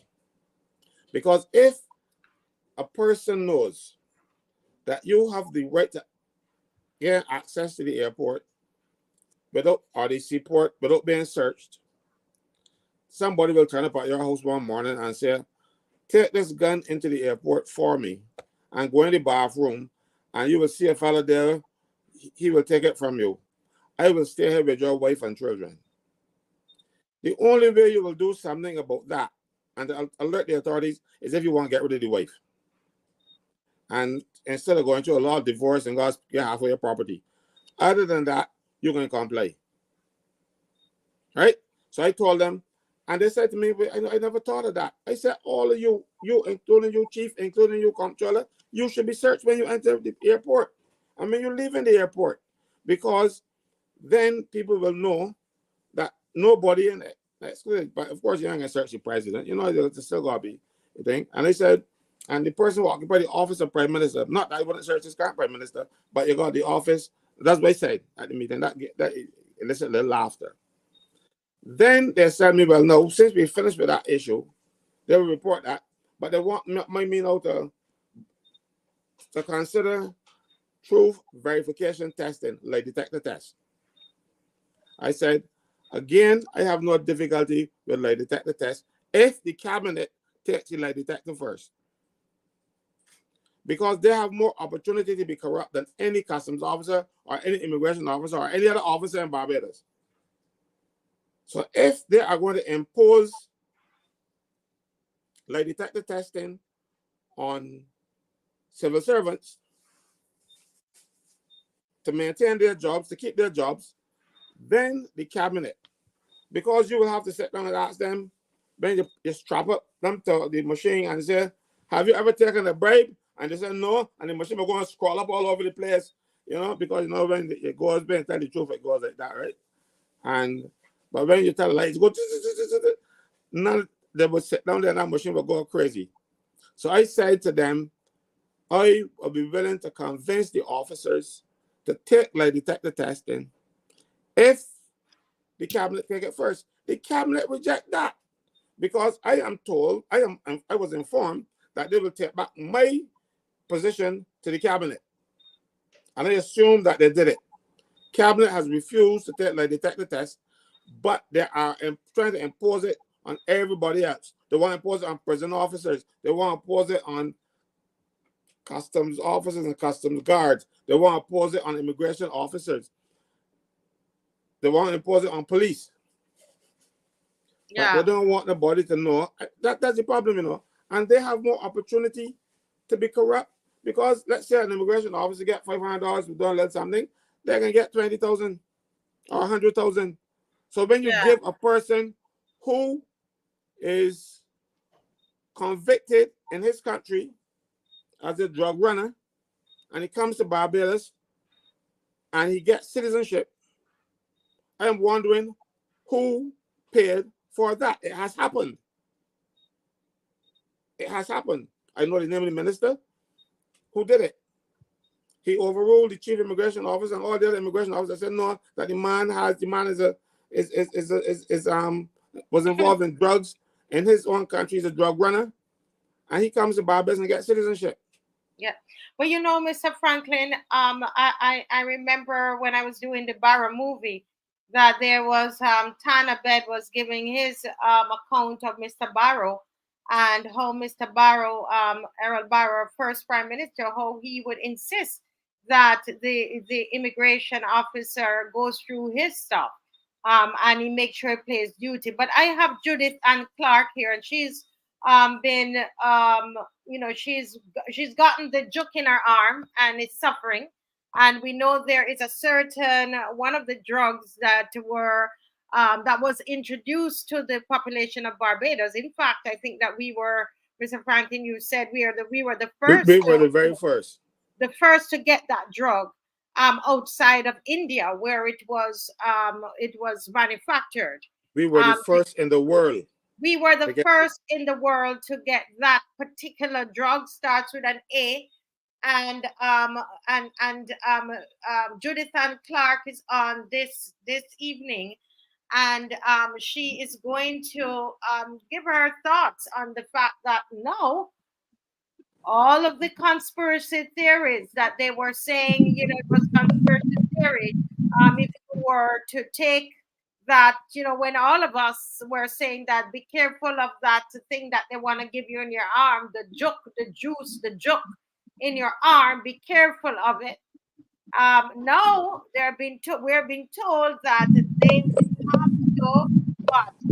They will have to take it up. They're taking them off the shelf. There's a call back for them. So let's hear from Judith Ann Clark. Judith Ann, good evening, Judith Ann. Yes, good evening, Marcia. Good evening to all the panelists. Good evening, loyal opposition. Good evening. Can you hear? Yes, you can hear me. Yes, okay. We're hearing you. We're hearing you loud and clear. We thank you so much for coming on. I know that we did there was a press conference that we did on this particular issue. And now we're hearing that this injection and this medication that we were told, and I'm using quotation, that we were told that we are to take, then, we're now being told that, oh, well, we're finding out that it's causing blood clots. That's right. And other adverse reactions, yes. Yes, and other adverse reactions. Can you talk to us about your reaction when you heard that and exactly what's happening in your body? Can you, whatever you can tell us? Well, first of all, I want to say that I am happy that the pharmaceutical companies, because apparently there's more than one, that they have finally admitted that these jabs have caused adverse effects. blood clots, etc. I'm happy to hear that. I never doubted it from the beginning. I believed what my doctors told me. Um, and regarding you want to know an overview of what I went through? Yes, just You give want us to have a quick okay, summary for those sure, who didn't hear no, the no press conference. press conference, right? No problem. On the 1st of June, I buried my father. I took my first vaccine. Oop, I took my first jab. Yes, your job. Yeah. Yes, and 7 days after, I had a terrible reaction. I had to put it in a nutshell. I had internal bleeding. I was talking to urgent care, asking them to come send a doctor. I don't feel well, and so on. Anyhow, I passed out on the floor in here in my kitchen. When I did regain consciousness, I forgive me if I clear my throat periodically. I think the Sahara dust has settled in my throat a bit.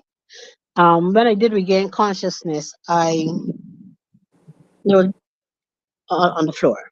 To this day, I don't recall how I got up off the floor because I was in beads of perspiration. So trying to get up, I was sliding on the tiles all the time. But anyhow, I somehow got up. I saw. I won't go through like where the ambulance took me and all that. They did take me to the QEH, but I insisted to see a gastroenterologist. Um, and they got hold of him. So they, I was admitted to his clinic. I spent two days and 2 nights in there. I had to get blood transfusions and so on because of the loss of blood. And I got good care and attention. They had me on all sorts of monitors and so on. He was very concerned too. Even after I came out, he sent me for heart tests and so on because of readings that he was seeing. Anyhow, um, the same thing happened. Let me see if I can speed up because I know you have other people to come on. The same thing happened after the booster. The same thing. I reported these incidents on the Ministry of Health website. I think it's drugservice.gov.bb. I think it is. Anyhow, I can always let you have that later on. And I was very detailed, and right away a nurse called and discussed what I had submitted with me. And she said the investigative doctor would visit me, and he did. He came about a month or more after, but he apologized. He had other people to see. So she told me that what I went through was a recognized complication with the jab from that particular brand. And he showed me on the World Health Organization website where other people had gone through the same thing. And subsequent to that, I have met people, or I have friends that know somebody else that went through the same thing that I went through. The same thing. However, we come forward, let us fast forward then to recently, November last year, I was treated for blood clots in my upper digestive tract. Those clots were coming from all up and high up in the digestive tract, coming right down, right out of me. I'm trying to be as polite as possible. So I went to I asked a relative to take me to urgent care. It was a Saturday night, and this is no different to what happened the first 2 times. So the doctor examined me, and they hadn't had my records because they had seen me before, so they knew everything about me.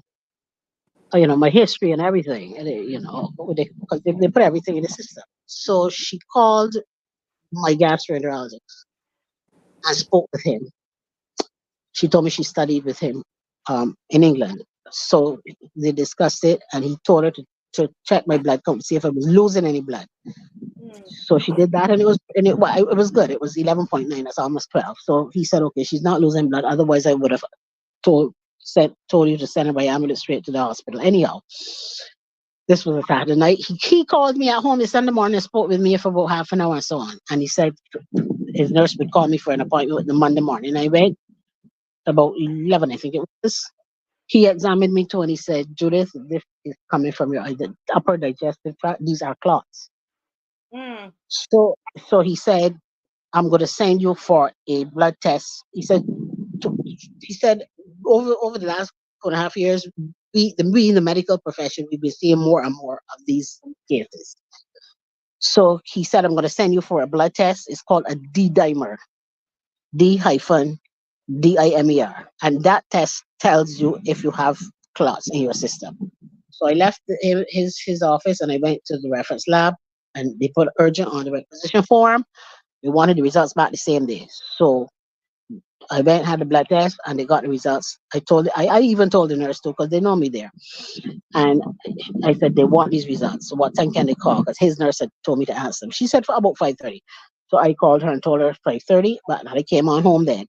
When I came, by 4:30, his head nurse called me. And she said, Miss Clark, we have your results. Your blood test is elevated for clots. In other words, there are clots in your system. The reading is at high.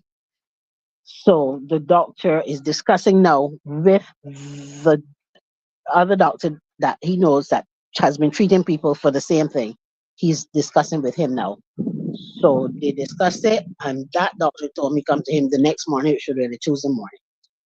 And I went, I took a cab because I really, by this time, I wasn't feeling well. And I went and he had me on a course of steroids and all this kind of thing. And he told me, can I, Marcy, can I read for you a summary of what he said? What? Yeah, just in summary. And once it doesn't have that word in there, the V word, okay? No problem. Okay. You hold on. I read this. This is the same thing I read at the conference. Just let me pull here. 1, 2, 3. Oh, here we go. These papers don't blow away from me, please. Of the fan on. Right. Here is a summary. Here is a summary of what the doctor told me. He said, what I am experiencing is a vaccine. What I am experiencing is a jab-related allergic reaction, which is affecting my blood vessels. There is deposited spike protein in the walls of the blood vessels, and the body is attacking the vessels. The superficial thrombophlebitis in my leg is related to the jab as well. Because the month before, which would be October, I had a stinging all of us, in my leg for a couple of weeks, and I went to my GP, and he told me it was a superficial thrombosis. So when I told the doctor that treated me in November about that, he said, yes, that is related to it as well. He said the medical profession has seen an increase in the number of these cases and other adverse reactions over the past 2.5 years. So he put me on a course of steroids. He said the steroids will shut down the allergic reaction and repair the blood vessels. He said this can happen again in the future. Well, I have been praying. I had another blood test just 2 weeks ago. I'll tell you about that. It's still elevated, but it's not a blood test for the clots. It's still elevated, but not as high as it was in November. He said the blood clots develop over time wherever the spike protein settles in the body. It could be in the digestive tract. It could be in the lower intestine. It could be in the joints. It could be around the heart, etc., etc. The jab is in your body for a long, long time. I also know people with other reactions. There's one person I know with myocarditis, and that's inflammation around the heart. And that person, I'm still struggling with it. That person told me that they had heart tests just to make sure that it was something, the heart, it was not the actual heart. And all the tests came back good. And it is the myocarditis, because they had 7 days, just like myself, 7 days after the first shot. That was another brand, though. That wasn't the same one with the A. That was the P. The one starting with P. So 7 days, they used to go, like jogging on mornings and thing. And then within 7 days, they were having all sorts of chest issues. So they went to the polyclinic, and the polyclinic said to them, "Oh, you have acid reflux." So they took the second one 8 weeks later, and it got worse. So they went to a private doctor then, and he ran some tests, and he said, "You have myocarditis," and that particular jab is known to cause that. And they have come out and admitted that since then to that particular company. So I spoke Wow. to them recently, and they said they're still struggling with it. They're still struggling. So as I said, there are people, lots of people, and what I would like to do is encourage people not to be afraid, especially. Well, that person I just spoke about, I encouraged them to log their stuff on the site as well. So, and they were also visited by the investigative doctor because they said to me, "Oh, I thought the doctor would have logged." I said, "Nobody ain't gonna log anything for you. You gotta log it yourself." And she was visited by the same investigative doctor that was working for the government. Well, he has his own practice, but when I say working, you understand what I mean. He was part of the team researching all of this kind of thing. So, and I wouldn't call his name here, but at a later date, and I know you all know him. So people are out there. I want to encourage people to speak up, and in particular, especially the ones that have logged these things. And I wonder sometimes if where's the information? Because we had that hacking at the hospital and stuff like that. I hope that all that information is still there of people that logged their adverse reactions and so on. Anyhow, Marcy, if there's anything else you want to ask me, let me Yeah. slow down here a little bit. And if there's anything you want to ask me, you can go Yes. ahead. Let me just ask. I know that you had written to the Prime Correct. Minister's office in Correct. because of something that was said at a press conference, which you sent it Correct. to me. I've listened to it over and over, and it was very clear that Yes. what she said. Can you tell the people what she said, and then what happened to you when you reached out to the Prime Minister's office? Right. Well, it was the 27th of August 2021 that she said in a press conference to the nation of Barbados at 1 hour and 25 minutes and 50 seconds into the conference. It was announced to the government that the government of Barbados would put in place measures to ensure that if persons suffered adverse effects or became disabled or died, and it can be proven that it was from the jab, you or your estate would be granted a one-off payment. I then have heard, I heard her say that in that conference back then. And as I said, seeing that my complications that I experienced were recognized complications as the investigative doctor told me, I wrote a letter just last year on the 14th of August last year, delivered it in person to government headquarters, wrote a letter to her, and it was taken from me by a gentleman that worked in there. I didn't even have to put it in the tray with the lady up front, because I was waiting behind someone, and this gentleman walked up to me and said, "May I help you?" And I told him, I showed him the envelope with her properly addressed to her, and I had private and confidential. Didn't tell him what was in it. I said, "I've written a letter to Madam Prime Minister, and I would like it delivered." He said, "Certainly, I'll take it up there to the office now." So by October, I had not heard anything, and I got hold of the email address for PMO's office, and I emailed the letter. Someone in the PMO's office responded to me and said that they're thanking me for my inquiry, and that they would revert to me with a substantive response as soon as possible. That would have been October, 2 months after the first one. By December of last year, nothing. So I said, don't let the year end. And so send it again. On the 31st of December, I sent it again. Nothing. No response. Then in February, I decided to go the route of the this thing that they're advertising. What is it? Government customer service something. A number that you call it, 55 number 57373 or something.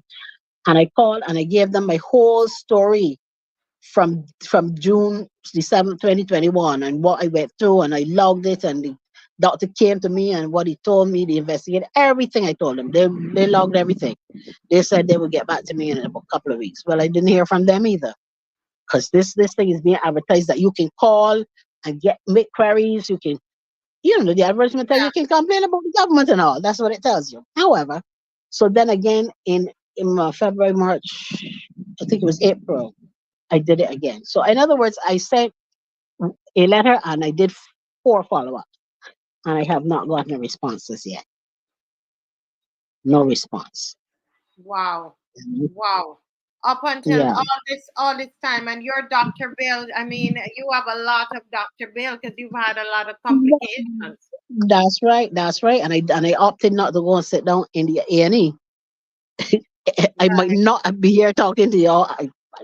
Anyhow, I opted not to go and sit down in there. It's as simple as that. I sought private care.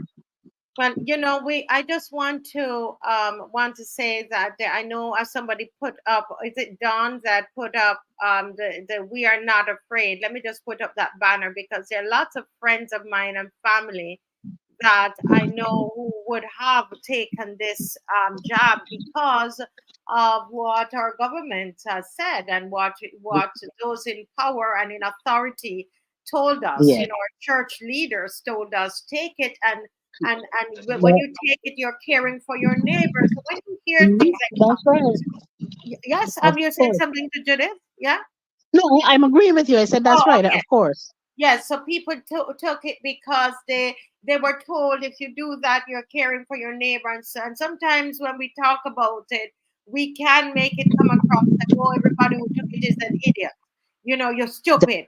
No, but the people, they felt that they were doing it. I met somebody who got sick as well with his kidneys, and because that's another challenge that a lot of people have. And he said it was because of that, but he took it because of his in-laws, the grandparents of his Right. children. So Yeah. people were doing it for different reasons. The point is that there's so many that I know that are not well, and I want to say to us, encourage each other. Let us not allow this system to divide us. It's our neighbors, it's our family members, and they need us too. And we don't want to send out any fear into the atmosphere, but at least have a knowledge. Okay, so this is what the possibilities, and to research on the net, research on how if there's anything that you can take, even naturally, you know, that you might be able to get some of these things undone in the body, so that there's no Right. fear going there. But it is true. It is a fact that one of those brands have been recalled. Yes. It is a fact. Well, let me just hear, Mr. Franklin. Is there anything you want to say to Judith Ann before she goes? You're muted, Mr. Franklin. Doctor's okay. I don't mind. Everybody does it. I am grateful, Judith, that you're still here with us. You went through a lot. And you went through a lot. I think you should sue somebody because they injected you with something that they knew was experimental.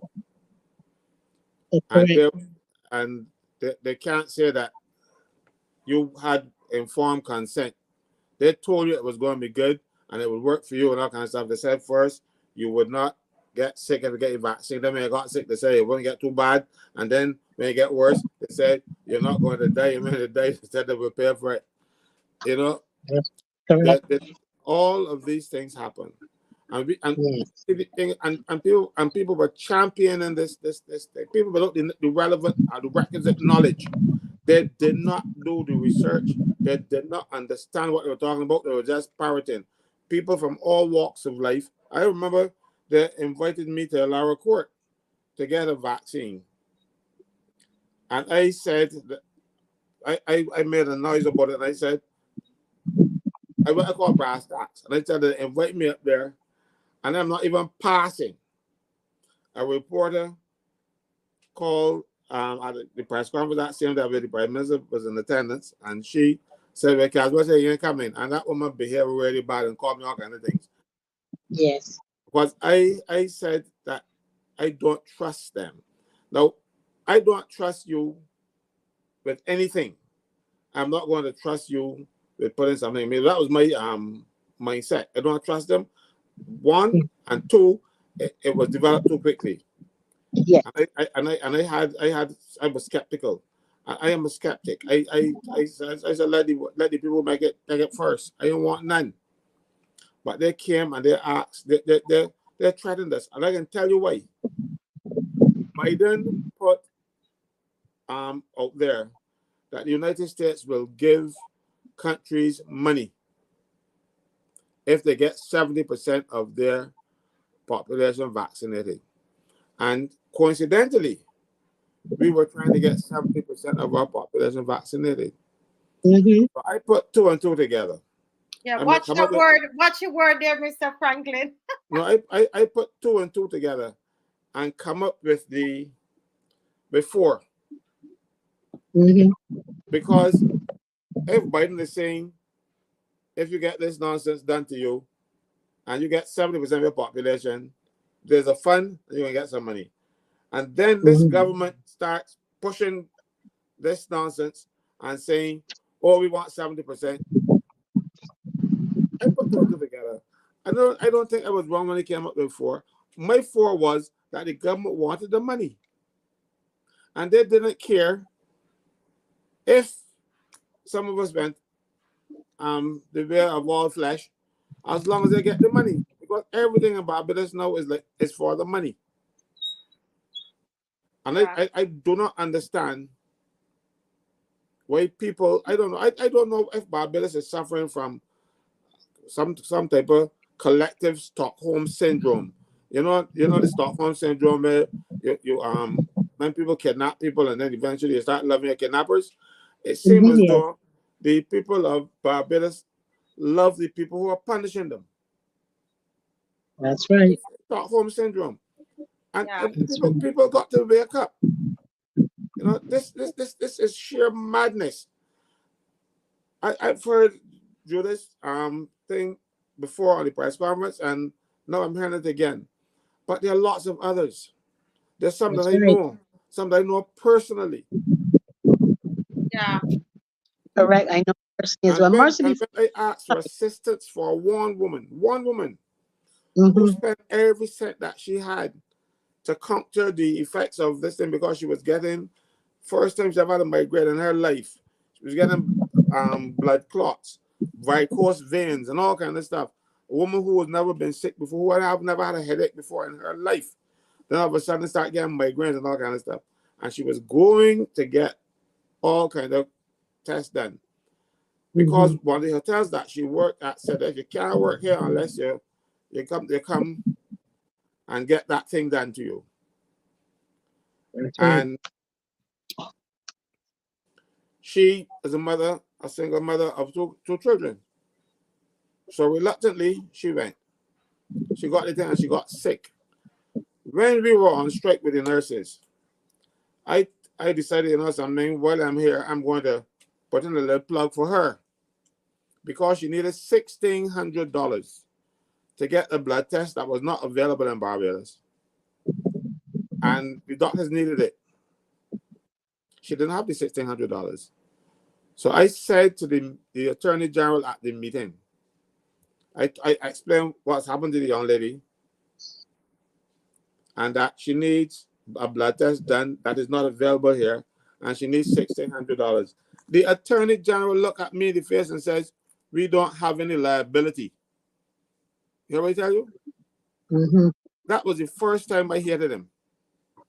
And he was my friend from school. I could not believe that he was so heartless. And they start getting on bad. And Dr. George, Chief Medical Officer, said, okay, we can pay for it. Because by that time I was livid, you know. I want back at the place.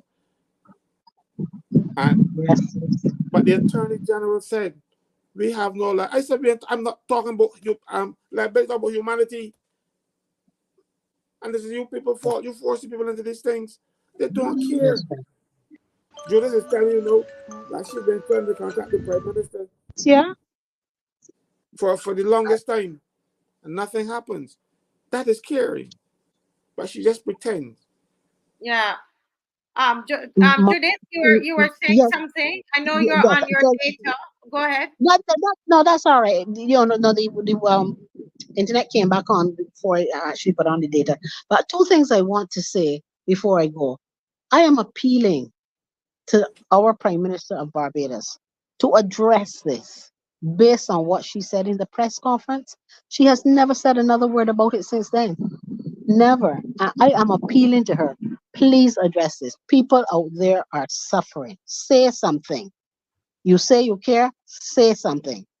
And the second thing I want to say is we, the conspiracy theorists that they call us, they see that we were not conspiracy theorists. I kept telling people, I had arguments with relatives telling me that I would, I said, this is not a figment of the imagination. This is not a myth. It is not coincidence. These things are happening to people. They're real. But now that the companies have come out, well, at least two of them so far, I think all of them have admitted certain things about their job. And now that they have admitted, finally, you see that we were not conspiracy theorists. It is real. It is real. I just wanted to say those two things, and as I said, appeal to the Prime Minister to address this. I don't think that I am, incorrect in asking that. Yes.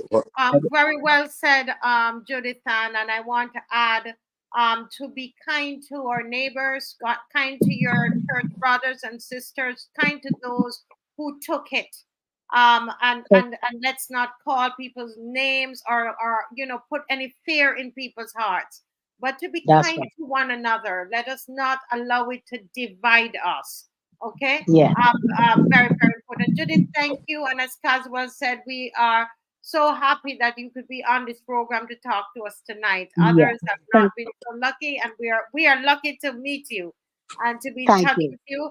And let me tell you, Judith is not going to be at the march tomorrow, but trust me, we provide what we can, transportation or something for Judith. But Judith is on those marches, and that's right. Whether regardless Tomorrow, of how she's feeling, Judith is on those marches. That's right. I do come, and tomorrow my cousin has a milestone birthday, so we have to be there. And one of my cousins.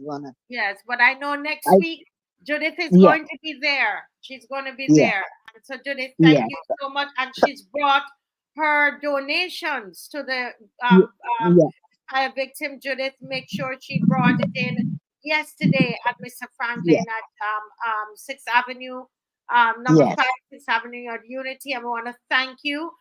We're for bringing in your donations very early. You're welcome. Yes, thank you so much. You're welcome. Yes, and thank you for having me. God bless. Yes, and we're going to keep in touch with you. Okay, God bless. And the people are thanking you for speaking up. Thank you. Yes, I am seeing that. I will join. Go back to the other link now. Thank you so much for your prayers, everyone. Thank you. Yes, Judith. Thank you, Judith. Thank you. Thank you. Thank you. Marcia, we're having a problem, Marcia. Yeah. We were at 308 likes. Then they went down to 271. I know they're back. They're not to 277. I don't know if somebody's messing with our thing, because I was watching. So I don't know if they're trying to make sure that we don't get the kind of hits that we were looking for. But something is going on. I can see it going down. It was at 308. Someone was telling me we need to find out if somebody can explain that to us. Somebody who knows about these things. Why it would do that. Someone had been telling me that for a period of time now. But we only have, it's 9:20, and I see Kimar is right, he's here in the back here. But we have to talk about these rate increases. We have to talk about the Fair Trading Commission, Rose and Mr. Caswell and Kimar. Good night, Kimar. We have to talk about that. These things affect us as people. It's, people are worried that Flo's bill is going to go up now and electricity is going to go up. And they are worried because they're not getting paid. The island constables did not get any pay today. The people at Sam Lord's Castle, the workers are messaging that they're not getting any pay. I just got another one, the maids. I don't hate that word maids, but they're not getting any pay. This is at, where is it, Caswell? I think I sent it to you. These are the I didn't send it, but these are someone sent it to me, and I thought, oh, I think I know where it is. I want to read out their concern because it hurts my heart. It hurts my heart, and I can't find it now. If that's you, can you just resend it to me, please? So they're telling me that there are contract maids at community development. These are the helpers, the people who work in the office. Is that what it is, Mr. Franklin? Yeah, but you can't. The people who clean the offices and stuff, you cannot be a contract maid. There's the contract maids at community. 1 second. They're paid $11.18, Rose, and they haven't been paid for the month of April. How do they eat? They didn't even receive the 3% raise, even though all persons, including those on contract, were supposed to get it. Who will speak up on behalf of these people? My heart is hurting tonight, man. This is nonsense. Nonsense. But go ahead, Mr. Franklin. It is abuse. Pure and simple abuse. The government knows better. And they refuse to treat people with respect, with dignity. Because you might have humble origins and humble beginnings, and you might live in some state. They think that because you're in that position, that you're worth nothing. You're only worth the vote every time we call an election. You don't matter. But let me tell you something, see? My mother worked on the plantation at Vaucluse for all her working life. And she mattered to me more than anybody could think of. Did I tell you? No, she died a couple of years, December 2022. And I still miss this woman here every day. So, but she might not matter to a lot of other people, but she mattered to me. I remember when she got sick and the doctors told me at the hospital, take her home and make her comfortable for the last, because there's nothing more they can do. That was December 1995. My mother died in December 2022. Because we fought back. Because she mattered. So she might not matter to the people at the hospital because she was a plantation laborer. And this is the mentality that Mia and her cabinet has. When Eddie said something about suppose if your mother was a prostitute, because he looked down upon people. He looks down. Remember at the hearing, he said you made that reference. They look down on people. They don't understand their circumstances. They don't care about their circumstances. Because Eddie grew up, his father was a lawyer and his mother taught at Combermere. So he didn't have to go through a lot of things that a lot of us went through. So he came with his gold spoon. And so he think everybody is in his position. And then he comes talking down to people. We have now, like for instance, now we have the Minister of Labor and the Attorney General going around government departments, and people say threatening them and threatening their jobs because they don't want to do it like detect the test unless they do it. They went to the airport, and my people there are very upset. They had meetings at NUPW. The union is promoting it. They sign off on everything that was talking about earlier before Judith came. I can give another example. You might not want to believe this. The government is proposing to amalgamate the Child Care Board, the Welfare Department, National Assistance Board, the Disabilities Unit, and God knows whatever else, into one statutory board. Minister Humphrey insisted that I be brought in on the discussions. All right? And I went. And my understanding is that Barbados Workers Union and the NUPW signed off. When it came now for my turn to sign off on them, I said, but I asked you for the terms and conditions. I can't sign off on something that you have not prepared yet. But they have already signed off, you know. That is the problem we have in Barbados.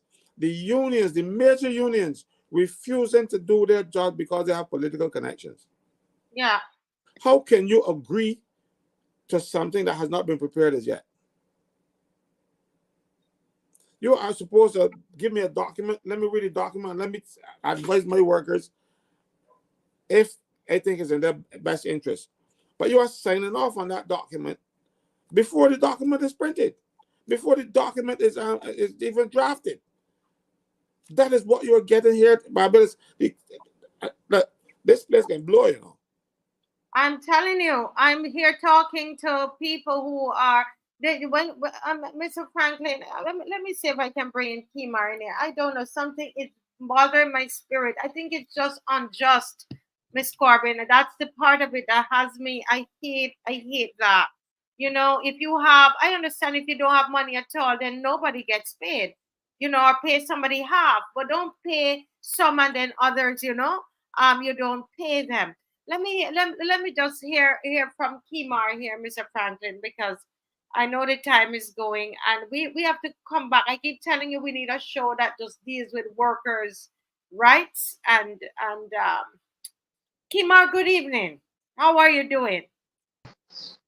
Good evening, Marcia. Good evening, Caswell, Rose, yes, all the Good to members see of the you. lawyer opposition.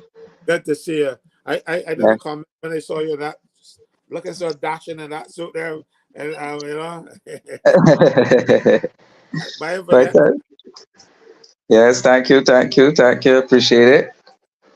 Yeah. But most importantly, It's although cool you you know, went to Kemar. It's cool you went to again. uh, I attended the St. Michael's School And you know over at our Martin. motto, nothing with the help of God. Nothing without help from God. Yes. Well, they told you don't Yeah. behave. Yeah. Yes, we were celebrating. Yes. But thank you for the compliment on the close, as well. But you know, more importantly, that day, it was just to get the message across to Monsieur Hinkson, the guy who wanted oral submission in written format. What you want to get something to him, they got to drill it in. Yes. But I am looking forward to the march tomorrow. I am looking forward to the march. I'll be there for sure. We need to stand up. Um, I think we are growing from strength to strength to strength. And these marches are no a national theme or you know people stand on Broad Street every Saturday just to see us, right? And they come up with their phones to support us. Many people who hide in stores and hide in corners who don't want to be seen but still supportive. The many people who sign out online to watch the program. The amount of compliments you get on the road. I want to thank those people who watch the show and to say that your support, you know, we appreciate it quite a bit. And that is what helped us to keep going. Again, my heart goes out to those people in the city of Bridgetown at Wellington Street. So I think Marcia has a drive to bring a donation for those people tomorrow at the march. So I want to encourage everybody who can give something to do so. I never know when it's your time they need.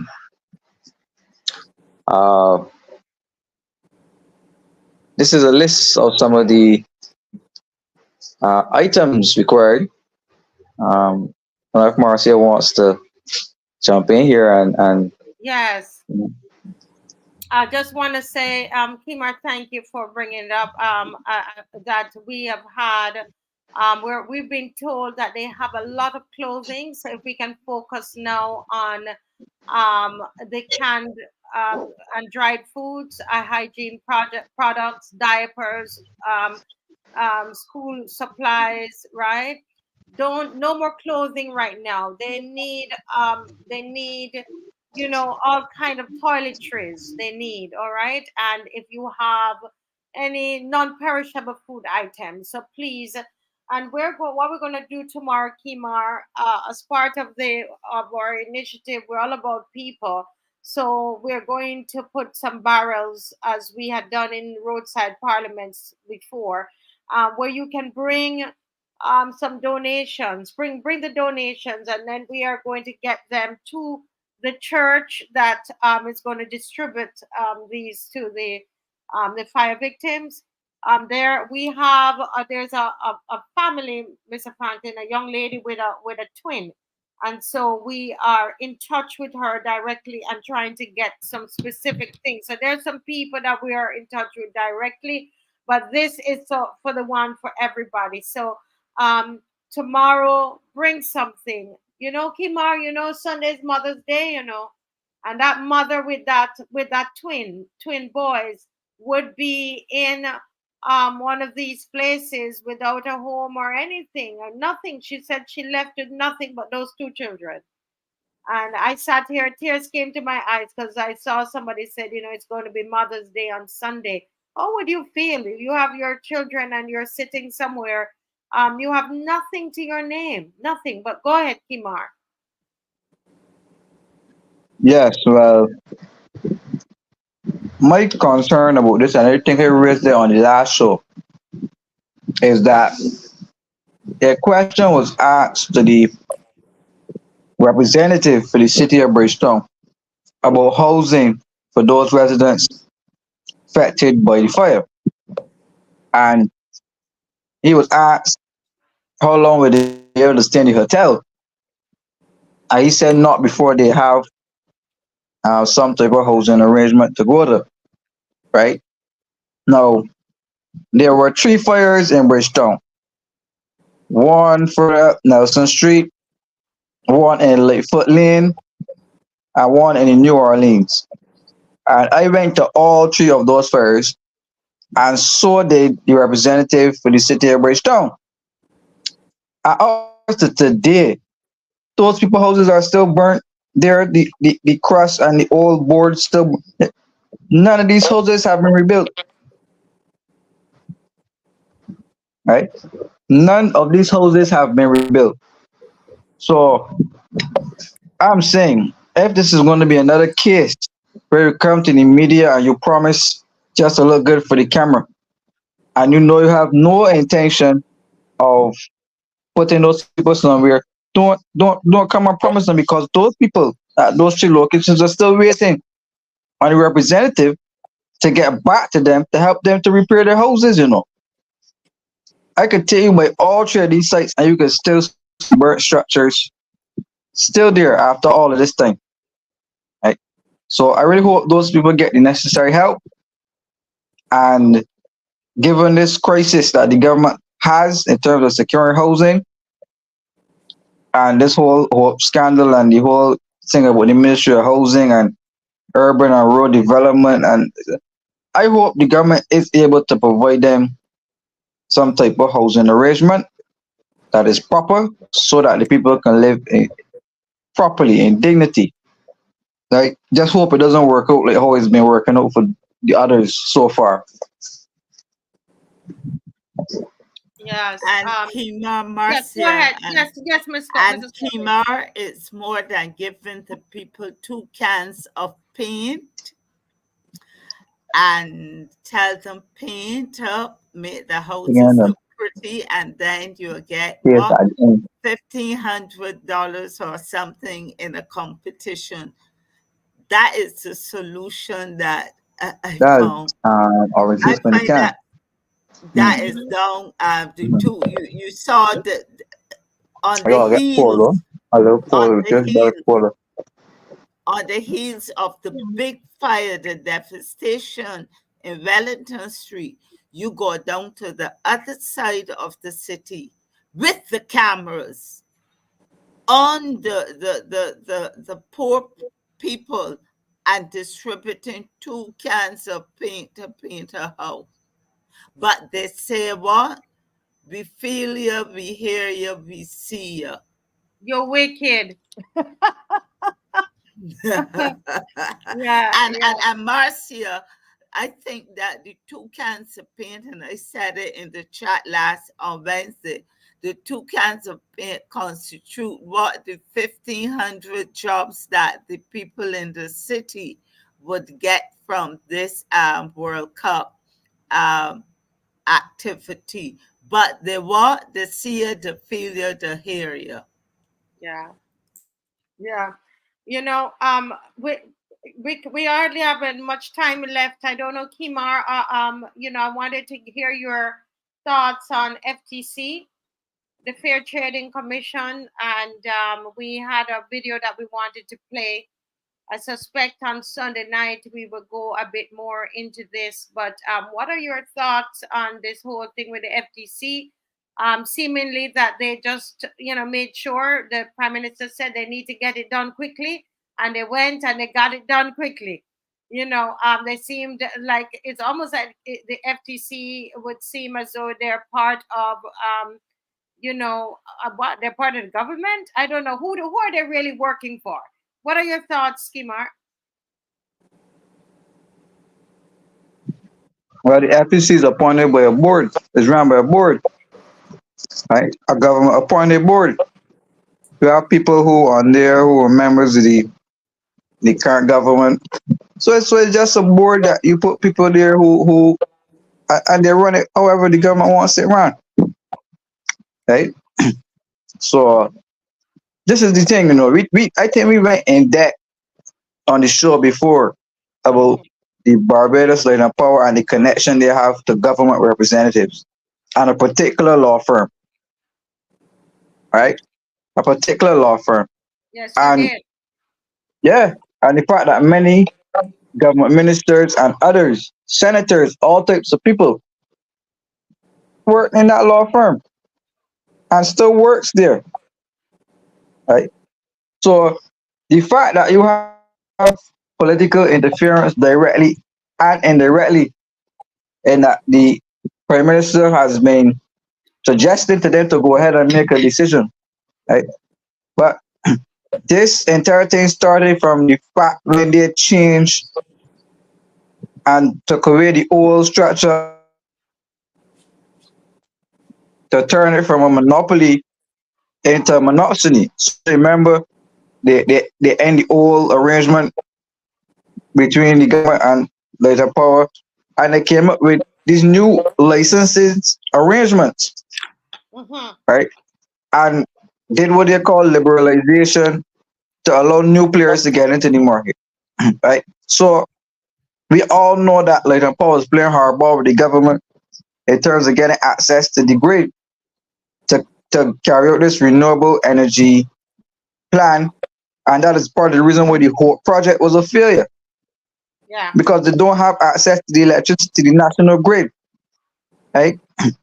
So all types of underhand slights and slays will be visited upon the people because the government is not giving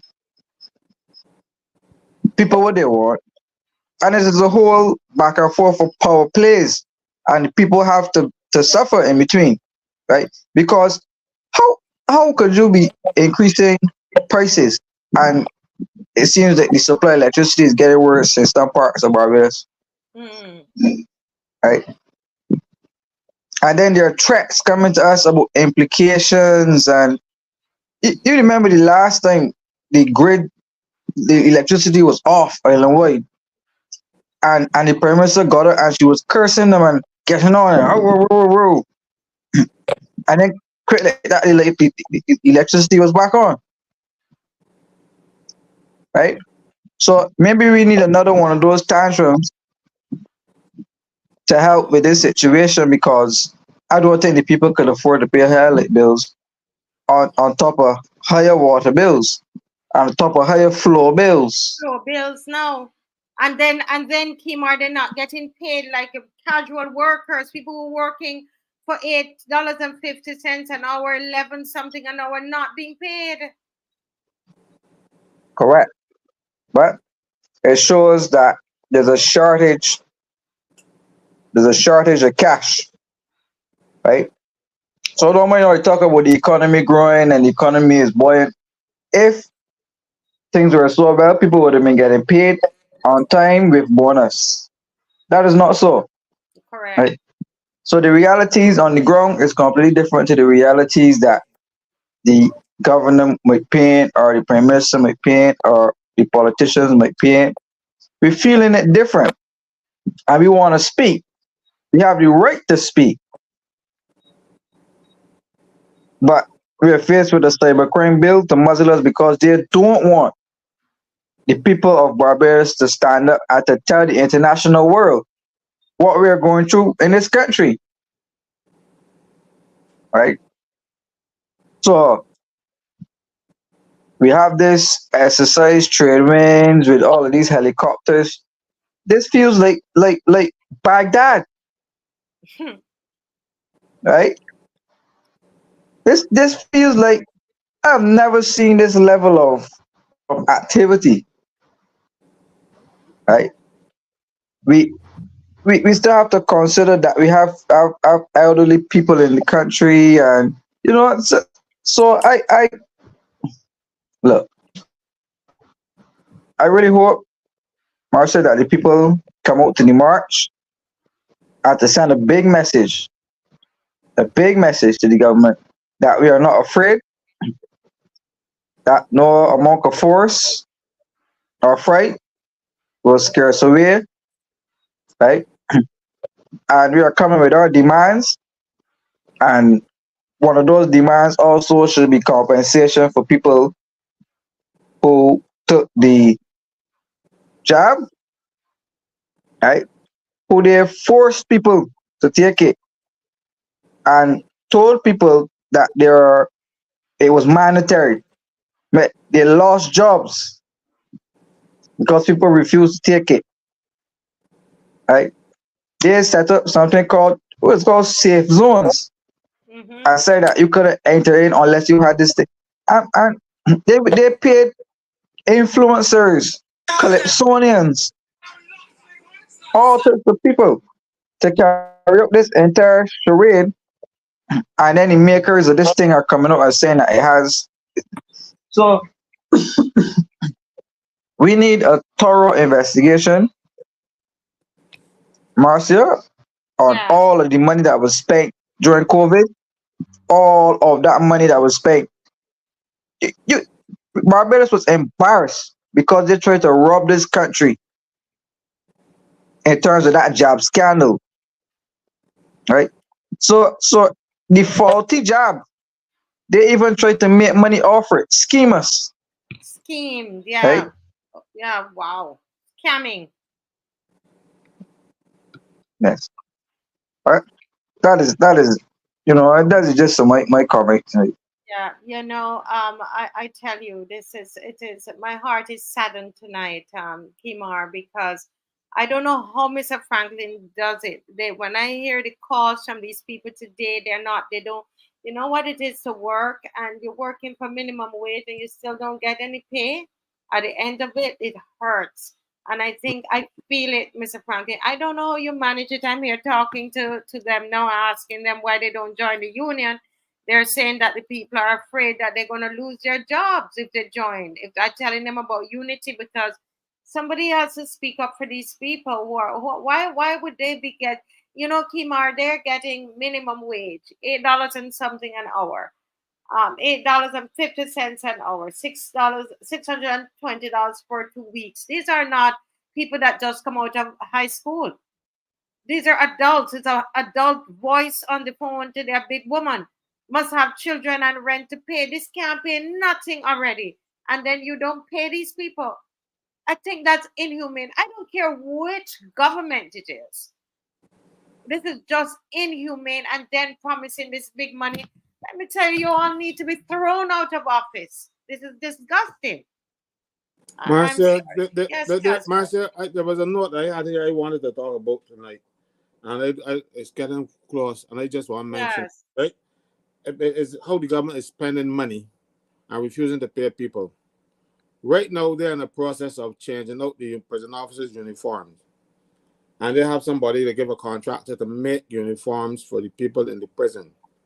Previously, all the years, as long as I remember, they used to buy material. They got big bolts of material that can make thousands of uniforms, and they're going to dump that. And because the prisoners would make the uniforms, now they're going out there and giving a contract to somebody to pay to make uniforms and an ugly uniform at that for the prison officers to wear, rather than use what they used to have before, use their own resources. The prisoners that my tailor, the guy who makes my pants, he is an ex-convict. Beautiful clothes. You see how guys look when I dress. He put me down. He dressed me down good, and they used to make uniforms for the because they got a prison workshop inside. They try to teach prisoners skills so when they come out, they wouldn't have to go back to life of crime. Mm-hmm. And they have a good workshop there. Mind you, the Mrs. Scissors from it for over 6 months and end up in the ballot back, but that's another story. And they're going to dump that material. The KK type material that they have, the prison officer uniform is made of. They got lots and lots of that in the prison, and they're not going to use it now. They're going to get somebody and get them a contract. When there was never any need for a contract to permit uniforms because they were made in the prison, and they tell them first, they make good clothes. I wear them. I don't want today. And I'm going to go to the meeting, and people tell me how nice my pants looking thing, and so it is not a question that these people can't do the work, but you got to find a contract for one of your people to give them work, give them money. And the other thing I want to talk about, Marcia, is they're moving the Eagle Hall Post Office into Bridgetown, into Giant Post Office. These people do not understand what the post office represents.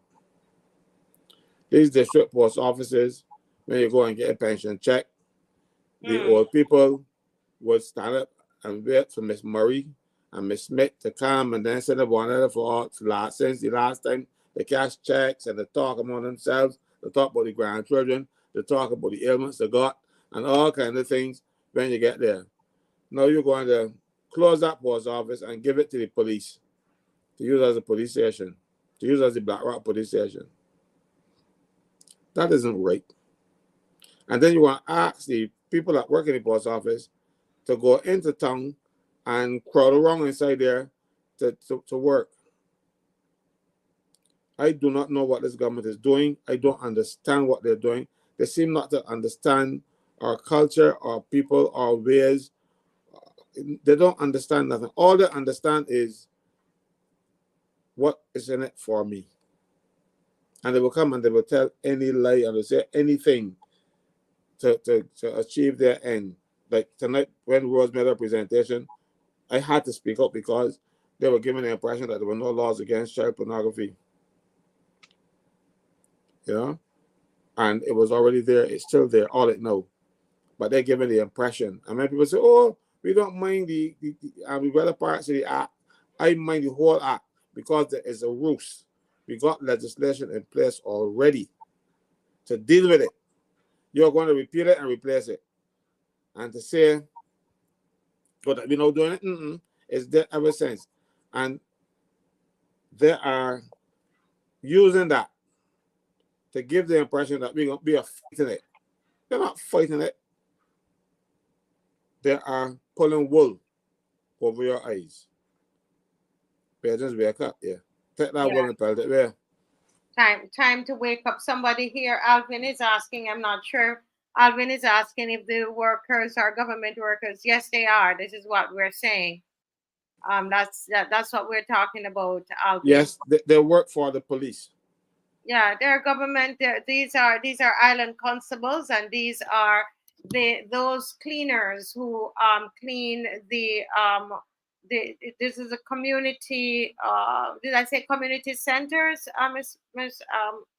Forgot what I said. Okay, I'm going to tell you where they're from. Yeah, the community development. That's government. They have them on contract. They are contract workers too. How can they be contract? They're not self-employed. I don't understand what No, they're. I just tell you, they're treating the poor badly.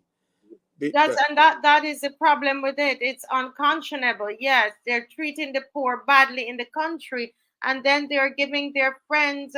I don't care how great the consultants work. Yeah, they work. Let them be paid, They but don't pay work. everybody else. So Pay David what Simmons you said, telling me? Someone said, well, they know 2 consultants and they work very hard. That's fine. The person who clean, the cleaner work hard too. And the island constables work hard too. Pay them what you promised them is what needs to happen. And I am telling you, this is going to cause people, I'm telling you, to spill out on the streets because it's wrong and it's unjust. And that is why, let me tell you, a lot of what they're doing, Mr. Franklin, will never work because God will never bless ugly. God will never bless you, Prime Minister, in what you're doing if this is how you treat the poor in this country. Give them a little free food and so on. You will everything you touch. Don't you realize that you have to pull back everything you touch because you're treating the poor badly?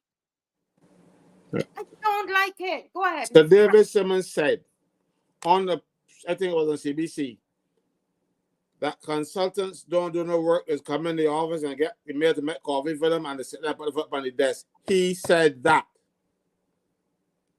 last year or something like that. He said that. The consultants don't work now, the consultants get paid. That's what it's all about. I don't know any of the consultants that do any real work. Well, I mean, there might be some that work. I don't know. The point, though, Mr. Franklin, is whether they work or they don't work, Rose. What I'm saying, give the people what you promised them. That is it. And I'm telling you, if you want civil unrest in your, keep telling the people you cannot pay them. And then they see you're paying, you're back paying, you're deciding you're going to backdate gratuity, not even regular pay, gratuity, 20% of their salary, $36,000 a year, 140 something thousand you're giving one person. But you don't do something wrong with that? You are saying giving them what they promise. I didn't even ask them to give them a promise. Are you saying give them what the law says you must give them? Caswell, I was on muting to correct Marcy on that one, not what you promised them. And I was going to ask Caswell if there is a law that governs that. There are workers. And then they need to be paid what they work for what they have done. So not what you promised them. This isn't an election gimmick. Is it the law, Caswell? Is it the law? You're going to pay people. As a matter of fact, if you were working for me and I did not pay you, you can then terminate your own services and sue me for unfair dismissal. Unfair cut, but call it constructive dismissal, because one of the basic, when you go to work to get paid, that's the basic. You don't go to work to make friends and make love and not anything else. You go to make money. And if you do not pay your money, the law treats it as a dismissal. Right? So you've got to pay. You've got to take out your national insurance. You've got to pay in. So it is not what they promise. It is what the law requires the government to do. As a matter of fact, I would have to search the National Insurance Act, no. But if you do not pay, if you as an individual do not pay in the contributions to the National Insurance Department, if you are an employee, an individual, you pay, you can go to jail for it. You can pay a fine and jail, or both. If you're a corporation, you pay $200,000 as a thing. But there's no penalty for the government because the law never anticipated that the government would be crooks. No. Barrow, when he put that National Insurance Act in place, he never anticipated that the government would turn out to be crooks. So he didn't put any punishment there for them. And that is the problem. We got a bunch of crooks now treating people with disrespect, doing everything that is wrong. I get angry sometimes. Caswell, are these workers um, un- unionized? Do Most they of them are not. A few of them have come to my office and joined. But what they don't want the government to know is that they're members of the union, so they come and pay their money over the counter every month. They will tell you because they are afraid. They don't want, but they want, in case something happens to them, they want representation. And I understand that. And I sometimes represent some of them who haven't paid because sometimes they don't have the wherewithal to pay. You see? So do the other unions, Caswell, like the NUPW and the PWU, even though you just like you're doing, even though you're not a member, but they see the shortcomings and the victimization and the unjust and unfair treatment of workers, don't they have a conscionable right to speak out on these matters, even though you're not a member of their unions? look, they are not speaking up for their members. You think they're going to speak up for non-members? They're not speaking up. I just told you a little while ago that they've been signed off on a contract that has not been produced yet. They are only waiting for Mayor's whip. Mayor wants something done, and she cracks the whip, and it is done by these unions. That is the problem. The problem, and the problem here is that the workers treat themselves like, when you got a dog tied in the yard for years, and you take the rope off him, you don't move him away. That's what happened to some of them. Because they come and I've had situations where people come to me and they get into trouble at work. They're members of a particular union. And then they would say, I said, but you remember when you come? He said, but them can't represent me. I said, well, you come to me. You're not paying me dues. So I make them pay a little bit more. Because and that's honesty. I make them, I said, well, look there, you just saying I come and pay $26 and get me to do all this work for you for nothing. And when the fellow who's been paying me for the last 5 years, and then I got to deal with him first, and then I got a chance I could deal with yours. But it would not be fair to him that you had to deal with all the pay, did not pay, and then they come and do your case, and he can drop out and say, well, you're treating the people, and you deal with me. I got a lot of matters out there that like that.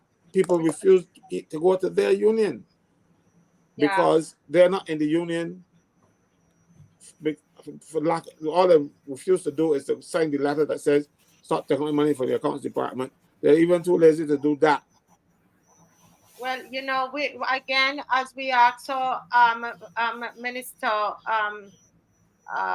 Humphrey to come on the program, we need the Minister of Labor. We need the Minister of Labor. We need the people. Come and sit down. The same way they criticize the opposition leader for coming on the show. But the opposition leader has done what the Prime Minister has not done. The opposition leader came on the show and took questions that he never saw, that we did not edit. He got questions from the people. We removed the shield between him and the people. And he came here and for almost, 2.5 hours, answered questions. We need the ministers. Come and sit down. We're not going to shield you. This is not brass tacks and all of that. We're not shielding you. Come and sit down and talk to the people. You understand? We come on here. When you do good, Minister Corey, what's the last name of the Corey that I'm Lane. Corey Lane. The people said that he's doing a good job. Everybody that I talked to, they said that they're comfortable. The people are comfortable, and you have to commend him. Why would we come on here and beat him down when he's doing something? The poor man is working with just a cell phone. He don't even have an office. And that's all what he's using to organize for the fire victims. I'm not going to put down somebody like that. I would never do that. Kirk Humphrey, there are people that Caswell and I, that I will call you with somebody and you put them on to him and they will tell me that he called them. I know that Mr. Humphrey, he does do some work, right? The child care and the child protection bill, we have questions for you about that, Mr. Humphrey. We need you to come on to talk about that. So that we need the Minister of Labor. This cannot happen in this country because you're looking for trouble. We have to now pay more for electricity. We're going to have to pay floor bill. We can't buy food at the supermarket, and you won't pay the people the minimum wage. My God. Huh? And telling us what they're trying to say. They're telling us, oh, we feel you. What you feeling? Huh? We see you. We hear you. What you hearing? Those are slogans that are prepared by a relations person to say it. Yes. That is what all of them say. If you listen to them, you will see that all of them are using the same words at different Yes. speeches. So it is, they are given talking points, and this is what you must say. This is what appeals to people. You get these consultants. That's what consultants do. They come in and they tell you you're supposed to say this, and you're supposed to look sad when you're saying it, and you put your hand on your chest when you make these kind of things. It's all orchestrated. It's planned. It's choreographed, Marcia. You could probably do. They can probably come to you and get a better dance, but that's what it is. They're supposed to look We're leaving remorseful. Kimar out of this. Kimar, I get into emotional, Kimar, and I leave you out of it because Kimar, I feel really, I think because I get the calls, and I guess this is what Mr. Franklin goes through. But Kimar, jump in here for us, Kimar. Oh my God, it's 10:02, but we're still chatting. You still there? Yeah, still here, still here. Yeah, I was listening to you guys, and I was actually enjoying listening to you. It's quite overwhelming. The people's stories, the things they have to go through on an everyday basis. Um, they want help. Seems to be nobody to help them. The elected MPs, but we seem to get more calls than the MPs, right? So I often wonder what they're doing. They come hardly ever come to Parliament. By the way, has the Prime Minister been to Parliament since the budget response? I can't remember, I don't right? know. I can't remember, but that's the thing, right? Who's really running the country? Because hardly any of the business of Barbadians March has been discussed in the Parliament of this country, right? When you watch a sitting, it looks so scanty. Right? Hardly of the MPs go to work, right? So that probably explains why you receive so many calls, because people see you as doing something. People see you as getting up there and representing selflessly, right? Without reward. So that should be a word to the wise, to all and whoever who are looking on, that you should get up and do some work with the people, and the people will work with you. And wherever you can help, you try to help. You donate, you speak to people you hear. Because Marcia, people believe that Barbados is all roses, and they try to sell Barbados as this aristocratic place where all is well. But the mental stress that Barbadians are going through, I've never seen this country like this ever in my 29 years of existence. Never. The morale is so low, right? People seem not to care anymore. People like they lost all hope,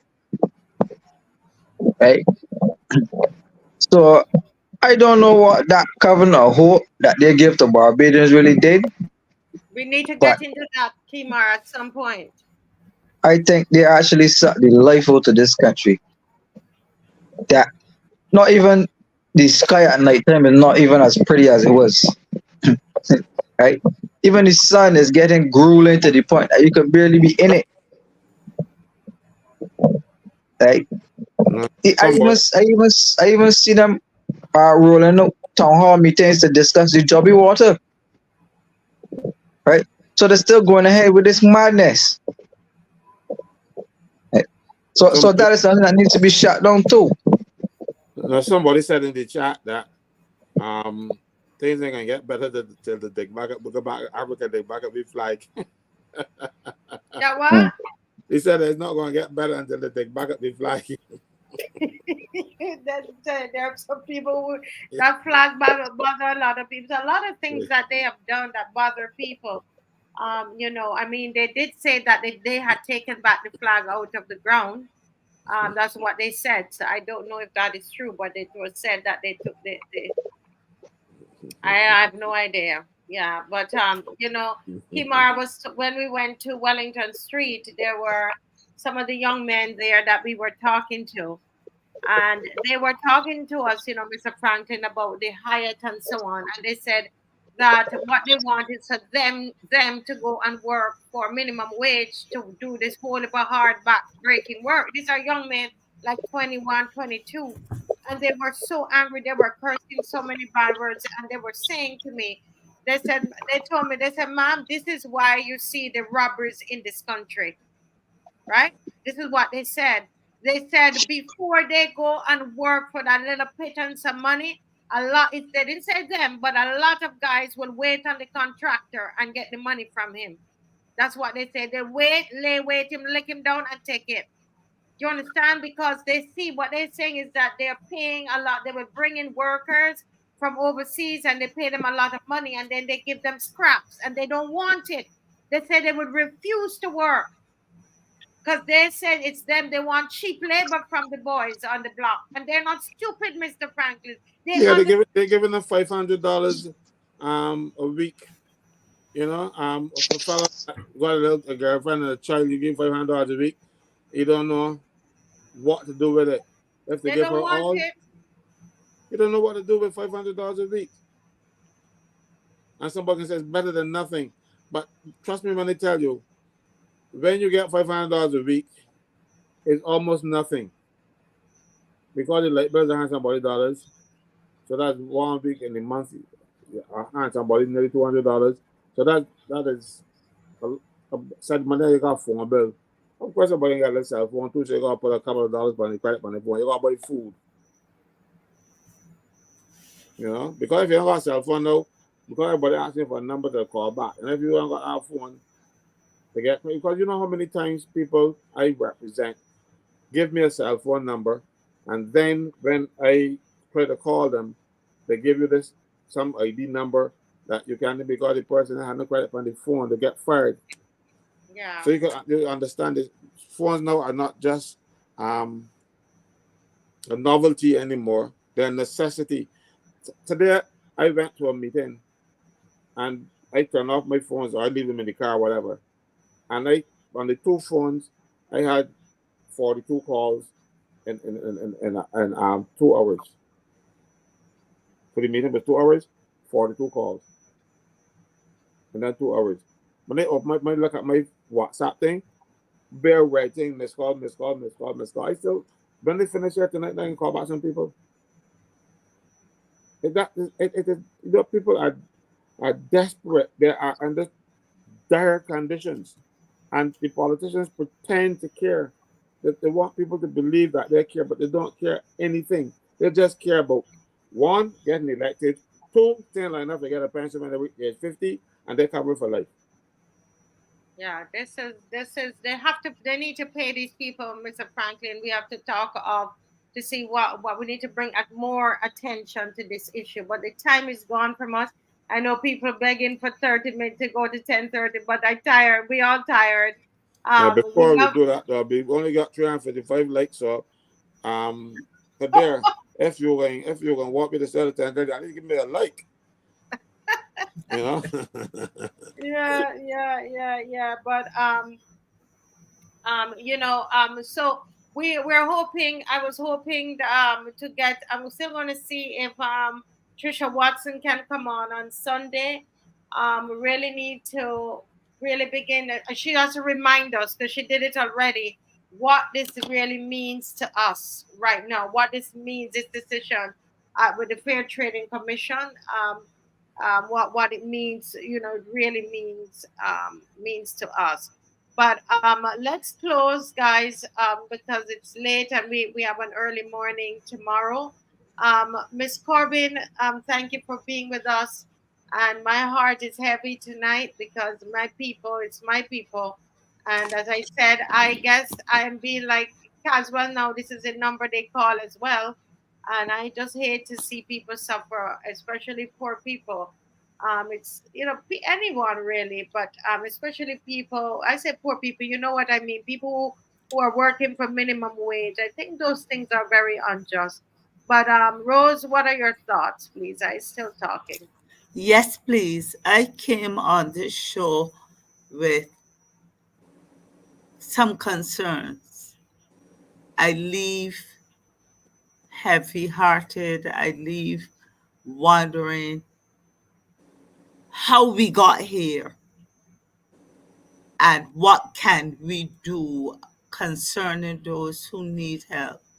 We have looked at ways to help those who have experienced loss from the fire, but what about those who are not getting their wages? And as in closing, I look at the word spuddle, spuddle, SPUDDLE. And this is what is happening here with our government, with our MPs, with the consultants. And spuddle is a useful verb from the 17th century that means to work feebly or ineffectively because your mind is elsewhere or you haven't quite woken up yet. It can also mean to be extremely busy while achieving absolutely nothing. Sounds like anybody you know. That's why I'm throwing it out here. And this is how I see how things are happening around her, around here in and Her around was correct. her, Her was her, correct. her. And that is not her Freudian slip, her. And it also means the Urban Dictionary defines it as to make a lot of fuss about trivial things as if they were important, to waste time and not to get on with the task in hand. And we're seeing a lot of spuddling. And because of the spuddling, those island constables are not being paid. The workers at the community development centers are not being paid. Because of spuddling, we have this ineffective cybercrime bill. Because of spuddling, we are having the Child Protection Act that needs to be addressed and readdressed. Because of spuddling, there's more spuddling and spuddling and spuddling. And I am glad that I am part of a movement like this where we don't spuddle at all, where we act with our minimum resources, and where we can borrow and honestly say, repeat that mantra, we feel you, we see you, we hear you. Tomorrow, do join us as we push back the spuddling that is, don't get me started, that is going on in the name of working and enabling the development of this country. We have good people in this land who are serious about, stabilizing and making things happen here for the good of all.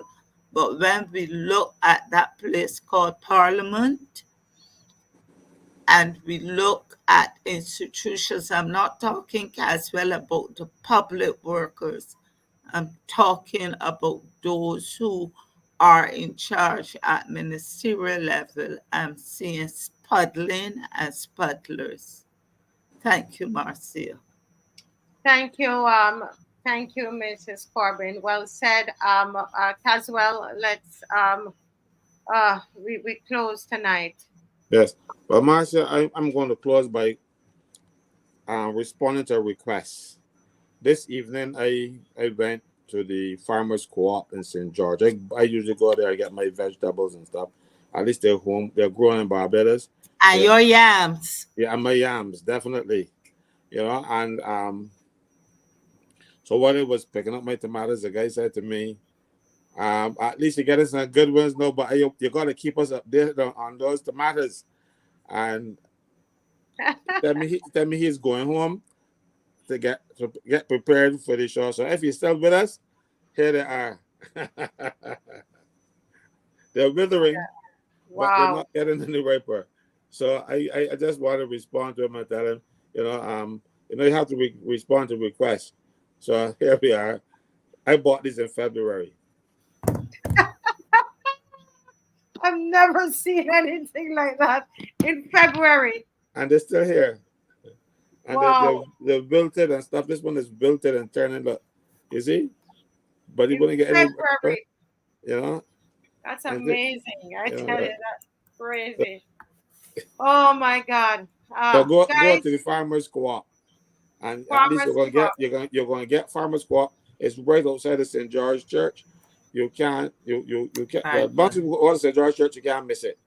And you get fresh vegetables. I got a whole bunch of thyme, chives, and onions, all kind of stuff I got there this evening. And I'm not worried about the quality of them. I shop there also. Yeah, that's wonderful. Well, guys, this is where we say good night, and I want to just to say thanks to Miss Trisha Watson, who I know works so hard on these rate hearings and so on, and they did not even give her the proper opportunity to represent the people of Barbados. And so I just want to acknowledge her, because I know how it is to put in that hard work on behalf of our people. God bless you, Trisha, for the work that you do in Barbados. We love and respect you. Thank you so much. Guys, good night, and I see you tomorrow at 10 a.m. Massy Car Park, Kensington. Thank you, Rose Carbon. Thank you, Caswell. Thank you, Kemar. Thank you to Julianne Clark for coming on and being so vulnerable with us tonight. God bless you all. Have a good night. Bye-bye. Good night. Oh, we are going to hear us. English. Pretending Good night. Pretending to be good, just pretending to be good. Pretending to be good, just pretending to care about people. Just pretending to care about people. Just pretending to care about people. Just pretending to care about people. Pretending, and I'm pretending to be good at maths nor English. Just pretending to care about people. And I'm pretending to be good at maths nor English. Just pretending to care about people. I'm pretending to be good. And I'm pretending to be good at maths nor English. Just pretending to care about people. And I'm pretending to be good at maths nor English. Just pretending to care about people. Hey, good night, folks. Good night. And we see you tomorrow on the road, God willing. God bless you. Love you, Barbados. Bye-bye. Good night.